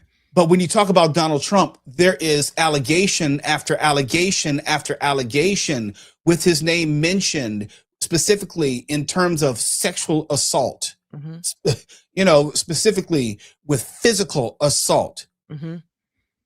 And it doesn't move the meter. Maybe it is, and I'm not realizing it. Maybe in a cumulative sense, it will move the meter where it just becomes too much for America and they turn on him, but they haven't. And I think about when he says I could shoot someone in Fifth Avenue, not lose any support. I'm beginning to think he meant that literally, because we're talking about dead bodies at this point. We're not just talking about sexual assault. And when we're talking about dead bodies, we then understand why people were afraid to come forward. We look at the testimony of Stormy Daniels and others being threatened in a different light. We look at it as Donald Trump as being, what's the word I'm looking for? As being, it's possible for him. It is not beyond believability. Right. As far as him not having any type of limit to his behavior. And as a person who has lived without consequences his whole life, then you have to believe that he's lived his life consistent with that, without consequences and without boundaries. I shudder to think if the woman who accused Donald Trump of this sexual assault, if she's still around, if she's still alive, if she were to come forward and go on the record publicly, what that would mean not only for this administration, but our country. Do you think that we bombed Iran because of the Epstein files? A portion of it, yes. There's a financial benefit to bombing Iran, which benefits the Trump family and Trump allies. And I think that's a part of the equation. I believe the largest variable in the equation, it changes the subject. It changes the discussion topic. What leads the news tonight will be Iran. What leads the news tomorrow will be Iran. The first questions asked by the White House press corps will be Iran related. Not that they're unimportant, but there is a pecking order where we played the sots of being asked about the school bombing, which is very important and very relevant, but it's not Jeffrey Epstein. We're talking about Pete Hegseth and also the amount of money wasted by the Department of Defense. That's very important, but it's not Jeffrey Epstein. We had the report of a whistleblower from Doge talking about the data breach and how all of our data has been misused in a way which has never been done in the history of this country. It's important, but it's not Jeffrey Epstein. But you can see when all these cataclysms and disasters are happening simultaneously, it's impossible for Americans to focus on one particular issue or re-rank those issues. In other words, it's impossible to not talk about Iran so you can talk about Jeffrey Epstein. It's impossible to not talk about Doge and data privacy at the expense of Jeffrey Epstein. It's impossible to not talk about the number of dead service members and the dignified transfer at the expense of Jeffrey Epstein. And it's not that we care about one more than the other. and you understand this as someone who's worked in radio and television and multimedia. You got an A block, a B block, a C, and a D block, and not everything can go on that A block. Not everything can have the requisite focus that you would like. In the way that, we have sponsors here in the Mark Thompson Show, and we have a viewership, we have supporters, and let's be clear, we're talking about the news, but there's an entertainment aspect to this. We're not delivering the news, we're talking about the news, and we're giving our opinions in a way that hopefully people watching and listening will enjoy, or on some level agree with, or feel some affinity to develop more followers. It sometimes feels weird to say it out loud, but that's the truth. And when you combine all those variables, it's impossible to only talk about one thing ad infinitum at the expense of all the other things. And so as the news cycle changes from day to day, what's in that A block, what leads off the news, may change from day to day. If there's a terrorist attack tomorrow, we're talking about drones and the possibility of attacking California. Yeah. You know what's going to be at the expense of that? Jeffrey Epstein. If there's another news report of more service members who've been killed in Iran, you know what that's going to probably push down as far as the order of news stories? Jeffrey Epstein. So it's not necessarily a conscious decision to bury it. But what I am saying is Donald Trump, the person who understands media, knows all too well that if you get the media talking about something else, they can't talk about Jeffrey Epstein. And in many ways, you need something which is bigger than Jeffrey Epstein. And a world conflict damn well would do it. Well, even on this show, every day I have a daily rundown with sections of different topics of stories to talk about. But how do you not put Iran first? How do you not put the bombing of another country first? The fact that the United States is at war with a country in the Middle East. You can't put Epstein first in this war phase that we're going through.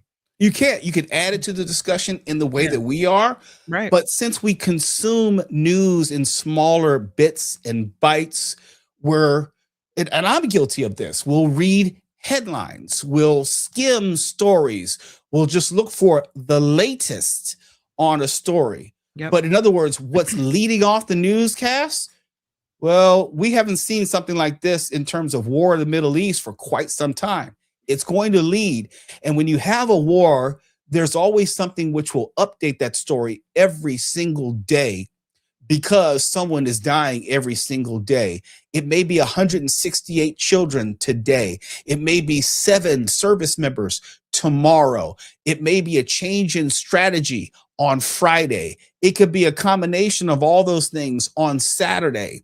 And so Jeffrey Epstein, unless there is something to update the story like Zoro Ranch, it's not going to be near the top. And that's not a failure of the news media. It's a function of how news works. And working internally in news media, I understand it, but a person who doesn't may not readily understand it, because I often see in my messages, why aren't you talking about this? Why aren't you leading with that? Why is it you're talking about this and at the expense of that? I get it. I understand it.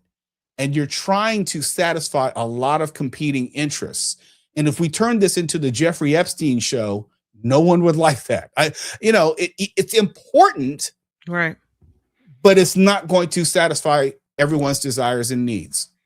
Well, we're not going to look away from it. We've got Congresswoman Melanie Stansberry from New Mexico talking about what's happening out at Zoro Ranch. Well, I am coming to you from New Mexico with a breaking update in the Epstein investigation. And that is today, New Mexico's Department of Justice has begun its on-site investigation of Zoro Ranch. This investigation is crucial as a part of our larger investigation into the crimes that happened by Jeffrey Epstein, Ghislaine Maxwell, and his associates here in New Mexico, as part of New Mexico's investigation through our state Department of Justice and our newly passed bipartisan Truth Commission.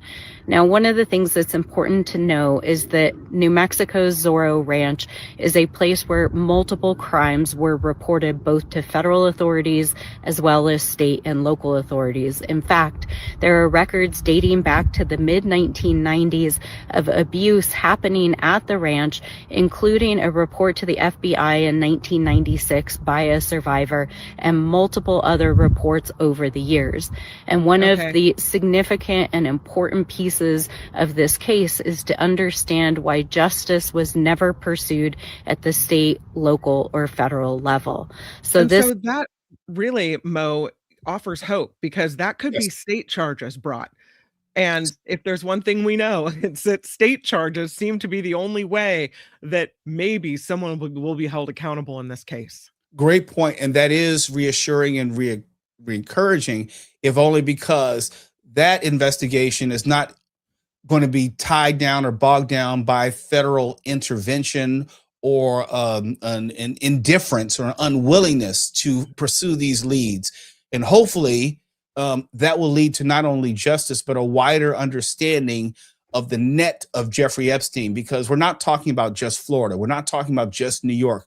We're not talking about this island. We're talking about another location and other individuals heretofore unknown to the public and maybe even investigators. So, and if there is a revelation, then we'll let you know. We'll bring it to you. We'll make sure it's given its due attention. So it's not just the news media's responsibility. It's also law enforcement. It's also state legislators and also federal congressional members. All of these individuals and institutions have to work together to make sure that this doesn't go away. Thank you to Wes in Florida with for a 5 who writes, I wonder if those missing girls are the beautiful secrets Trump wrote about on the birthday card. One wonders, Wes. Thank you for the contribution. It's a reasonable question to ask. It's not a conspiracy theory. The conspiracy is real. We're just trying to figure out and find out who is responsible and all the tentacles in this conspiracy. And then last one before we get to Mark, CC Ryder with a 10. Thank you to CC, writes, Trump has no empathy. ProPublica reports he helped the Tate brothers charged with rape, trafficking, bodily harm, organized crime in the UK and Romania, returned to the United States. Don Jr. called the charges absolute insanity. Thank you for the contribution, CC. And one other point I want to make before we go to Mark and his conversation with Cindy Cohn of the Electronic Frontier Foundation. Remember when I was talking about the roach theory earlier? There's what we see, what we know, but more importantly, what we don't know.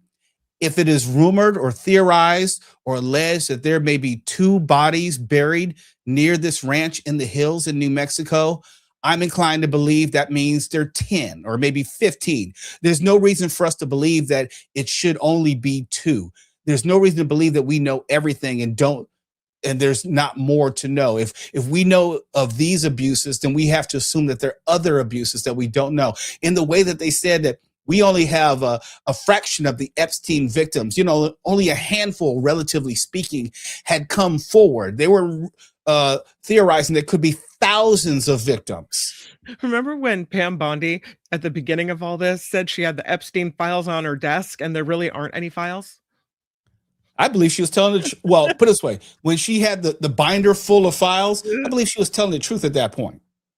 They just hadn't investigated how deep that rabbit hole was going to go or how involved Donald Trump's name was going to be in it. But yeah, I'm quite sure they pulled the file out of the folder, the file cabinet, and those were the Epstein files, but they hadn't reviewed them. Now they're reviewing them, and then now we're going deep into the Alice in Wonderland rabbit hole. Mm-hmm. Now, as I usually, when I host here, sitting in for Mark Thompson, I'm always pleased and honored at the opportunity to do so. I understand that it's the Mark Thompson show. So it's prudent. I think it's appropriate that you get a little bit of Mark Thompson most of the time when I am guest hosting. So right now, I want to toss to a conversation between Mark and Cindy Cohn, who is of the Electronic Frontier Foundation, as we talk about these issues of privacy, data breaches, and more. The Mark Thompson Show. Oh, yes, my friends. We have a special guest for you. The Electronic Frontier Foundation EFF, it's called, looking out for your rights, your constitutional rights as they apply to the digital universe. There's a new book out by our guest, who is the executive director of EFF. How about it for Cindy Cohn, everyone? Yes. Thank you. Congratulations on the book. We will have a link to the book, and we're going to talk all about the book under this conversation. Terrific. You've been there decades now. In fact, you're wrapping up your tenure, apparently. Yeah, after 26 years, I decided it was time to pass the torch to someone else, and so that's probably going to happen in early summer. Have really loved my time at EFF and growing the organization, but at some point, it becomes time to let somebody else take a step up. But wow, what a few decades you've been through. I mean, there's been some serious, the whole rise of the digital universe happened under your watch. And that's kind of what makes this book all the more interesting. Again, the book is Privacy's Defender, My 30-Year Fight Against Digital Surveillance. And so you've seen this explosion of digital surveillance in this time at EFF. And the fundamental, cornerstone of what you say is, hey, everything that should apply to your constitutional rights in the physical world should apply in the digital world as well. Yep. We say when you go online, your rights should go with you. And yet it's fascinating to watch the rise of these platforms and to see the way in which there can be legal entanglements that can there can be an ebb and flow, if you will, to our privacy. And that's what you really get into. And so, you really were the boots on the ground at EFF and looking at all of these different court cases and being involved in them. I wonder if we could just review a couple of them and a couple of these sort of watershed moments. I mean, again, you've come up through the explosion digitally of what we're dealing with. And one of the things, and it's in the title of your book, is our surveillance. I mean, it's location, it's content, it's everything. How it's a lot to get your arms around, and there are a lot of court cases involving you. Detail them in your book, but give us a sense of the landscape and how it's evolved.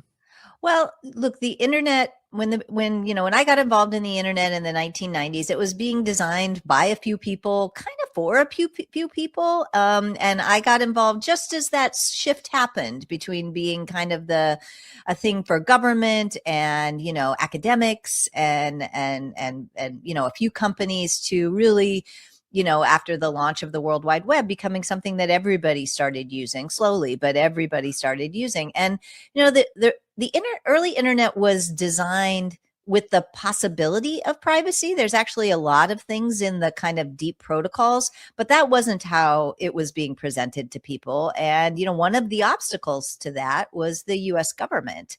And that was the first fight we took on. But yeah, we've had to kind of bootstrap privacy back into the digital world, both on the technological side and on the legal and policy side. Yeah, you talk about the fact that, it's something that it's almost as you have to fight for every square foot of privacy that you can achieve on the internet and in the digital space.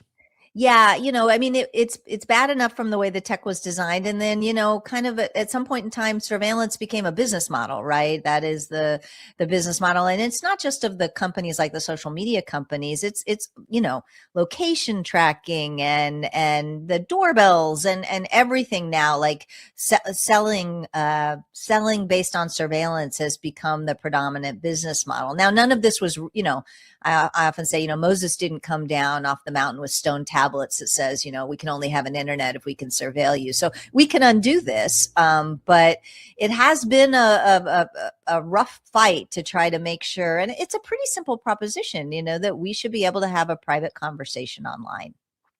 Well, you talk about the fact that the laws haven't kept up with the technology, and the technology is so outpacing the laws, and that gap has allowed for all this surveillance and lack of privacy. Yeah, it's a huge problem. We need a comprehensive privacy law. We've needed it for a long time, and it just keeps getting clearer and clearer. When we started talking about this, it kind of felt like remote and abstract, and now I think it's as the world is turning and as the ability of both governments and companies to really use this evidence, use this information against us, marshal it to decide what we pay for things, marshal it to decide whether we get to keep our children or not, marshal it to decide whether you're going to be detained or not. It's becoming clearer and clearer that the fact that we haven't protected privacy in the digital age is impacting people in very real, not abstract ways. Well, one of the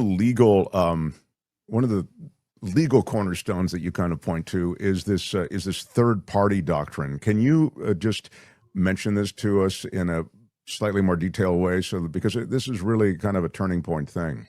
Yeah, this is a decision in the 1970s by the U.S. Supreme Court to kind of make up. It's not a statute. It's not written by statute. Congress didn't do this. The Supreme Court made this up. And they said, when you give information to a third party, the original cases were about a bank and a phone company, that information doesn't have the protection of the Constitution anymore. It doesn't have Fourth Amendment protection. And so it's a gigantic loophole in the protection of the Fourth Amendment, that is our cornerstone privacy right under the Constitution. And it's one of those situations in which, as we've moved further and further into the digital world, like we don't keep our papers in a safe in our, the way that maybe the original colonists did. We keep them in banks, and we keep them on, on our ISPs. We keep them in our Gmail or other places. And so the idea that the constitutional protection that these things have gets reduced when you entrust your information to a third party is a doctrine that isn't that old, but it really needs to go away. It's very out of step with how people live today.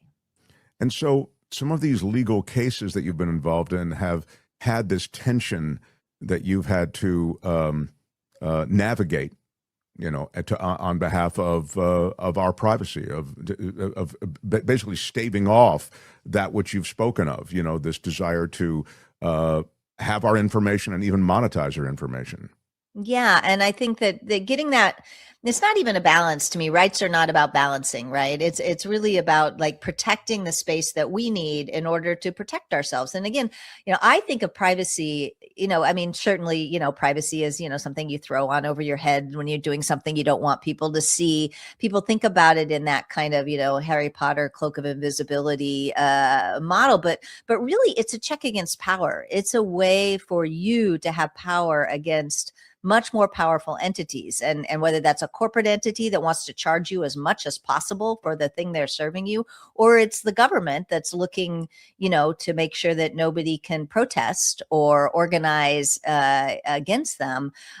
Privacy, it creates this zone of protection that lets you live your life like a free person. And so, I think that what is at stake is, very much rooted in democracy and self-government. And even though it also has implications for commerce and operating in the kind of more commercial world. Well, you talk about the fact that it really is the whole thing. Like without privacy and free expression, you lose everything. You lose journalism. You lose you lose agency. It's so it's truly. You've kind of been. I'm so delighted to be talking to you today because you've sort of been in the lighthouse there, or the outpost to sort of administer to so many of these different battles that protect just that. Yeah. And it goes back to that's why they're in the Constitution, right? That's why, the First Amendment is in the Constitution. That's why the Fourth Amendment is a Constitution, is that, the framers of the country, and it's also in international human rights treaties. It's not just an American idea, that these are kind of the basic tools that you need to be a self-governing and free society. And if we don't protect those, everything downstream becomes harder, if not impossible. And so, in some ways it may not be the sexiest part of the story, but if we don't have those building blocks, you can't do any of the other things that you might want to do in terms of governing yourself in society. Well, when you talk about not the sexiest parts of the story, sometimes the legal morass can be not that sexy. But you do walk us through in your book, some of the key cases, and like these metadata cases, the NSA type stuff. Give us a word about that.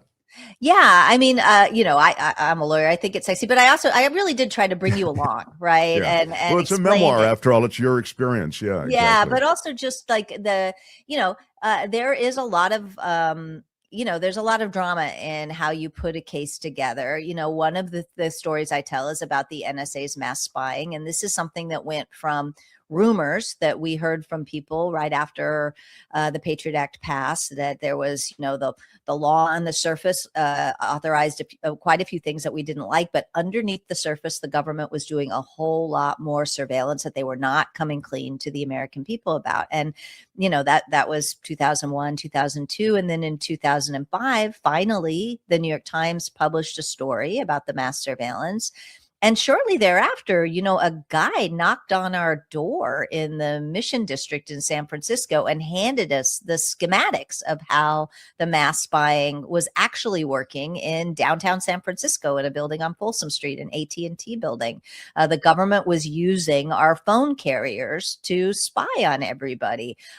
So, we translated that into legal argument, and we went into court and we tried to stop it. I tried to take you along to the legal argument, but I'll tell you, it didn't feel unexciting at the time. It felt very exciting, and I think was important. And then, of course, that was 2006.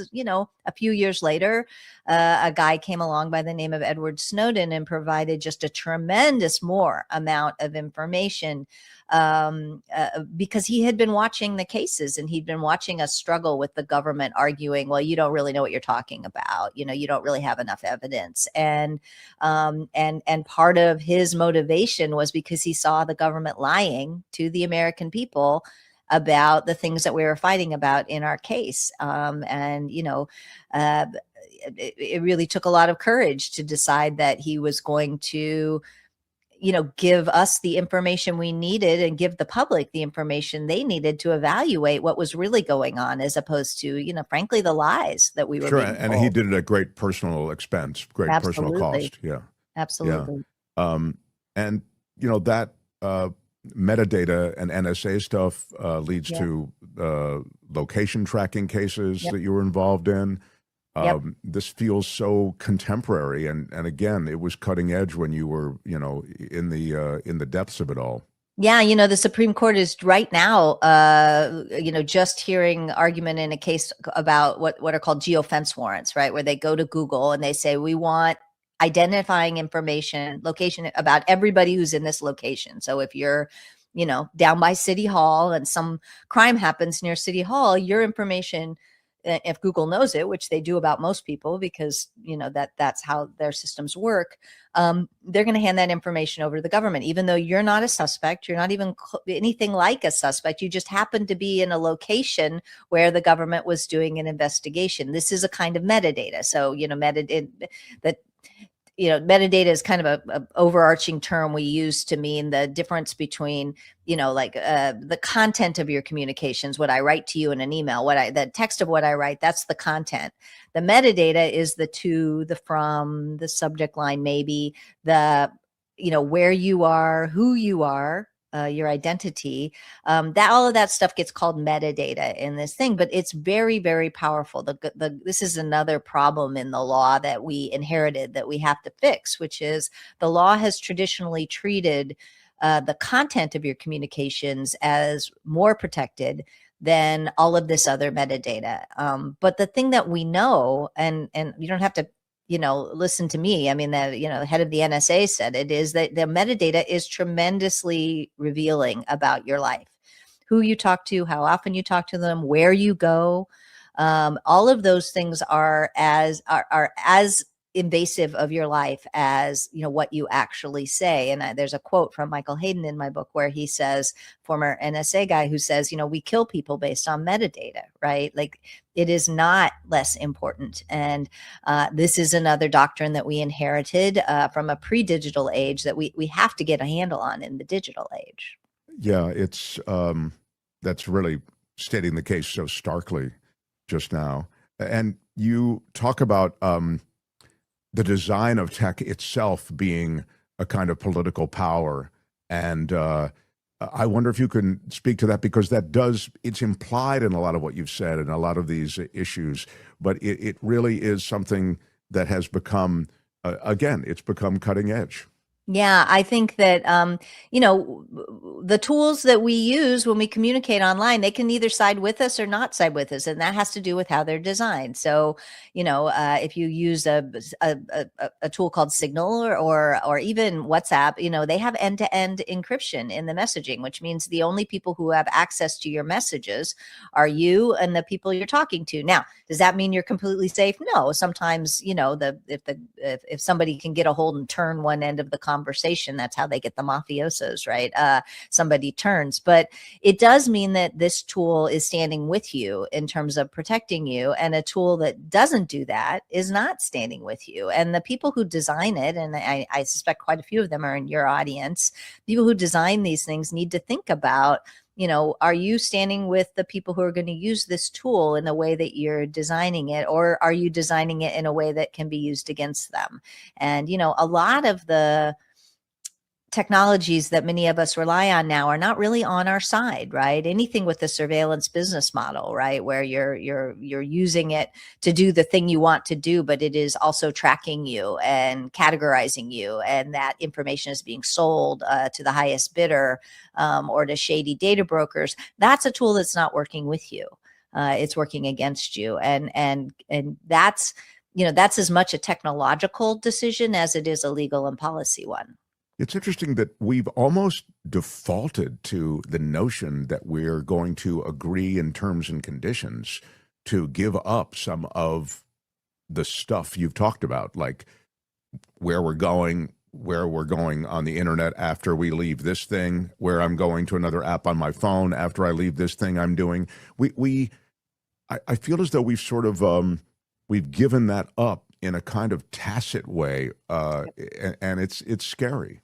I think it's kind of, I hear you. I do think there's a story about this that kind of blames the victim, right? That says, well, you gave it up. You agreed to this. And I think most of us, who we go through our life, like, we didn't, I know what an actual agreement is. When you and I talk and we say, oh yeah, we're going to meet at 4:00, and we nod and we do it, like, that's an agreement. Like a click? No. Most people don't even know. There was a study recently that said it would take an average person like 37 years to read all of the terms that they agreed to in a regular, in the regular course of the day. Like, that's not the same thing as an agreement. And I think that one of the things that we've let slide is this idea that you've agreed to it. Most of us don't feel like we have any agency. We just want to use the tool, and we don't have very many good other options. And one of the things that, EFF tries to support is giving people more options. It's been interesting to watch some of these efforts to try to build decentralized social networks, for instance, so people can be free. Things like Blue Sky or Mastodon networks that are free of the business model of tracking everything you do and placing ads based on those. The early, AI companies didn't used to place ads and do that kind of tracking. Of course, now OpenAI is backing, turning around on that. So I think that we need to demand better products, but we also think we need to have our lawmakers set a floor for, a floor of, this is how much people's privacy you can even demand in the first place. So we do this in lots of other areas. And I think that this is why I think we need a comprehensive privacy law that doesn't set a ceiling necessary, that you still may be able to negotiate for certain things, but sets a floor so that people have some real choices. Yeah, it's interesting that this place we're in, I think there's a piece at EFF about the OpenAI decision and the pushback on government and the demands of government. I mean, the demands of the Defense Department and of this administration in America right now that wants AI to essentially grant the government power for weapons that can fire without human involvement, surveillance of the population. There's a lot, and I was encouraged to see some pushback, but it looks as though the government is going to put sort of a gun to the head of the AI community and to the tech community and make them give up that which would seem to be some of the most fundamental stuff that we hear about, ending the world. Yeah, I mean, it's no surprise to me that at least one of the that the two lines that it sounds like Anthropic tried to thing is autonomous weapons, in part because they're not good enough yet to be good autonomous weapons. They don't want to be, have their hand in basically killing the wrong people. And I think that they are quite reasonably concerned that the autonomous weapons are not ready for prime time yet. Now, I'm not sure they ever will be. And I think that it's important for us to think not just when, but if we want to use that. But I think that the primary concern that Anthropic was raising was our tools aren't good enough to do this yet, even if whether they ever will be. But the other one, they have the best tools probably in the AI world. It would that's seem. what that certainly seems to be the case. And they were the only ones that could run classified systems, which I think is telling about the capabilities of the other. Then the second one was surveillance. The second one was, kind of my world, much more directly, that these companies didn't want to be in the business of taking all of the public information that's available about all of us from data brokers and other things and feeding it into the very powerful sets of information that the government already has on us and use it to create, what Ed Snowden called turnkey totalitarianism, what Frank Church called the abyss from which we cannot come back. These are things that, the internal privacy laws that the government has been governed by before now, they weren't sufficient, but they were there. It wasn't zero. And they're trying to blow past these now.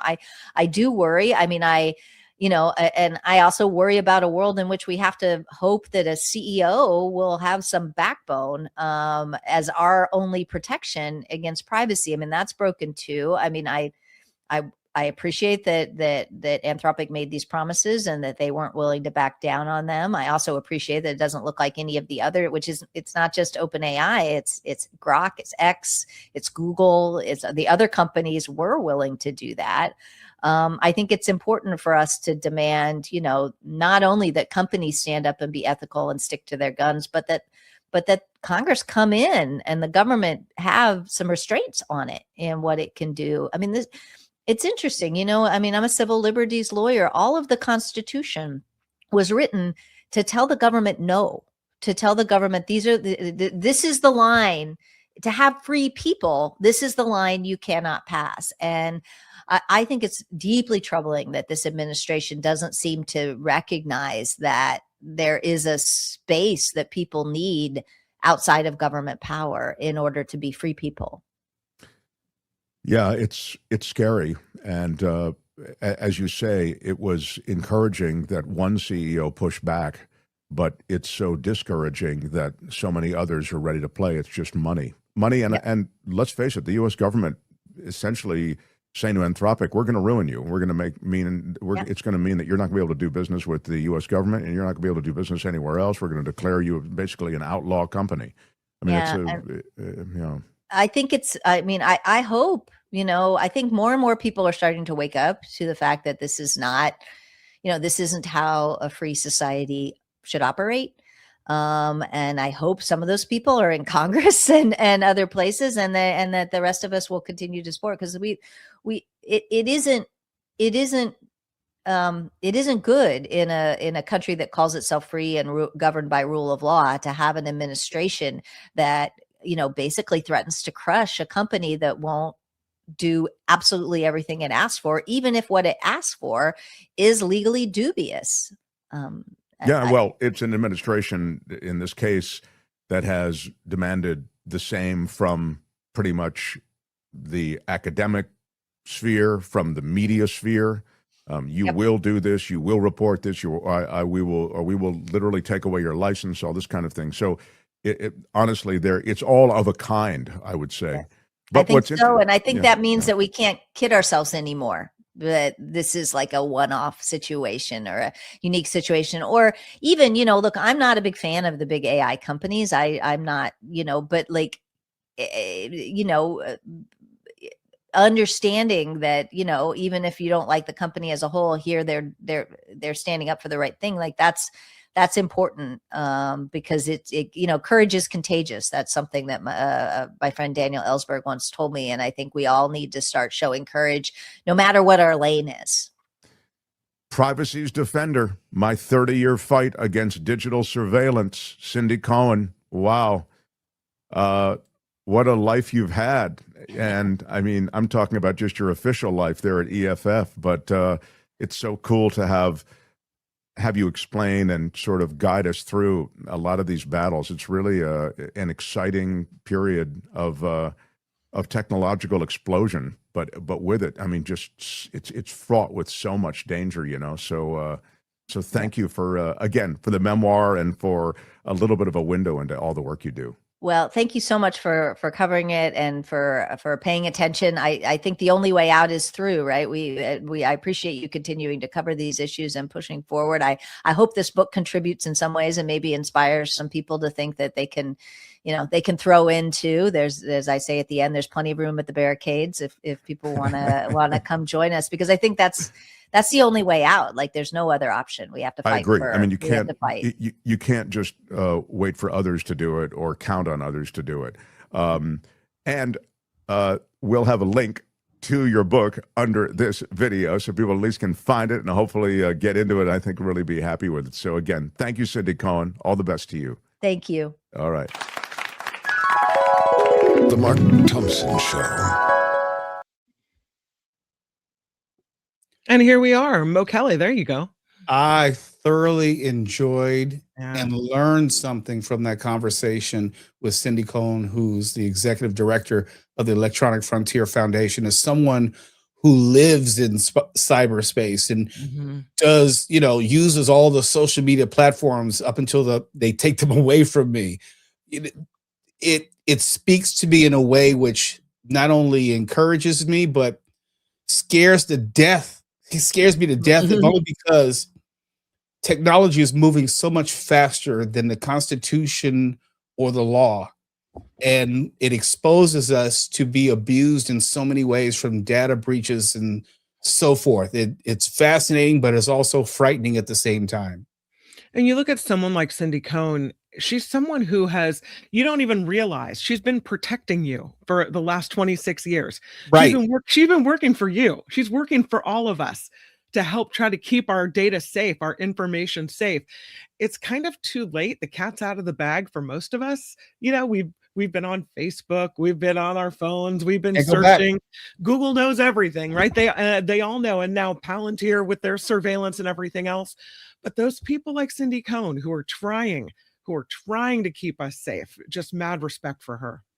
If I worked in a different industry, I probably would not be on social media at all. But even that is not enough to protect us and those around us. But that is going to be an ongoing and evolving conversation that all of us, as we talk here on YouTube, as a matter of fact, it's inescapable for all of us. Yep, it absolutely is. So when you see someone who has known about this for longer than we've even been thinking about it, I just appreciate it so much. Couple of comments before we get out of here, Kim. We have Gordon, who clicked the like button and then, speaking of Facebook, went and shared the show on Facebook. And that's how you get word of mouth. That's how people find us. So we really appreciate it, Gordon. This from 2009 Kaigal. I love Mo, and I'm wondering where we can listen to him when he's not helping Mark out. He's worth a follow for me if he's got his own podcast or show. I appreciate that. Two things. I didn't read it as Kaigal. I read it as KY Gal. Oh, so okay. Excuse me for that. No, I'm just saying that's where my mind always goes. So to 2009 Kaigal. Right now, you can always find me on Facebook under Mr. Mo Kelly. That's where everything spools from. I'm developing my podcast, the Mo Kelly Experience. It's not quite ready for prime time, but it's there. You can follow it now. You can follow me on Facebook now. And everything I do, from Spectrum News to the podcast, will be posted there. So that is the jumping off point, at Mr. Mo Kelly on Facebook. Another piece of love for you, Charlene Slemons writing, I also love Mo Kelly. There's a lot of Mo Kelly love happening. Thank you. Absolutely. Yeah. And then, hope that looking at podcasts, I'm excited that you have your new podcast coming up. When Oh, do you yeah. think it'll be ready? Fingers crossed, in this age of podcasting, I can always put out content, but I want to put out content with a purpose. Okay. And this, it have to be consistent where people can find new episodes consistently. Sure. And once I get that down, then I'll start rolling out the guests and everything. And hopefully the next month and a half, just to be honest, I'll have a real flow for things. All right. Well, on the way out, I wanted to mention a story that I just saw. This is a Washington Post report that the Pentagon is now banning press photographers from Hegseth briefings because of unflattering pictures. He doesn't There you like have the it. way he is taking There you pictures. have it. Well, it is all about messaging, right? Yeah. It is all about, what people see, I guess. The Pentagon barring several news outlets' photographers from Defense Secretary Pete Hegseth's recent briefings on the Iran war, as his aides found photos captured at a March 2nd press conference unflattering. So now the only photographers allowed will be those that are working with the Pentagon. Of course. And, with reporters who espouse the messaging. Yes, it's state TV by another name. That's what it is. Take the pictures we want, give the message we want. Sounds about right. Yeah. All right. Mo Kelly, I think Thank we you, wrap Kim. it up, friend. Thank you. Thank you, Tony, for all the work behind the scenes. Thank you for watching and supporting me. It really does mean a lot. It's more than I can really express, but that's why I'll keep coming back to stay with you and also work through this very, very crazy time together. Excellent. I'm so happy that you're going to keep coming back. I can't even tell you how fun it is to work with you. Thank you so much for filling in, Mo Kelly. Thank you. I'll see you all soon. See you soon. Tomorrow on the show, we have former federal prosecutor David Katz and a really exciting announcement from sweet106bakery.com. Be here for it because we're going to be really fun, and Mark will return as well. So we'll see everybody tomorrow. Bye-bye. Bye-bye.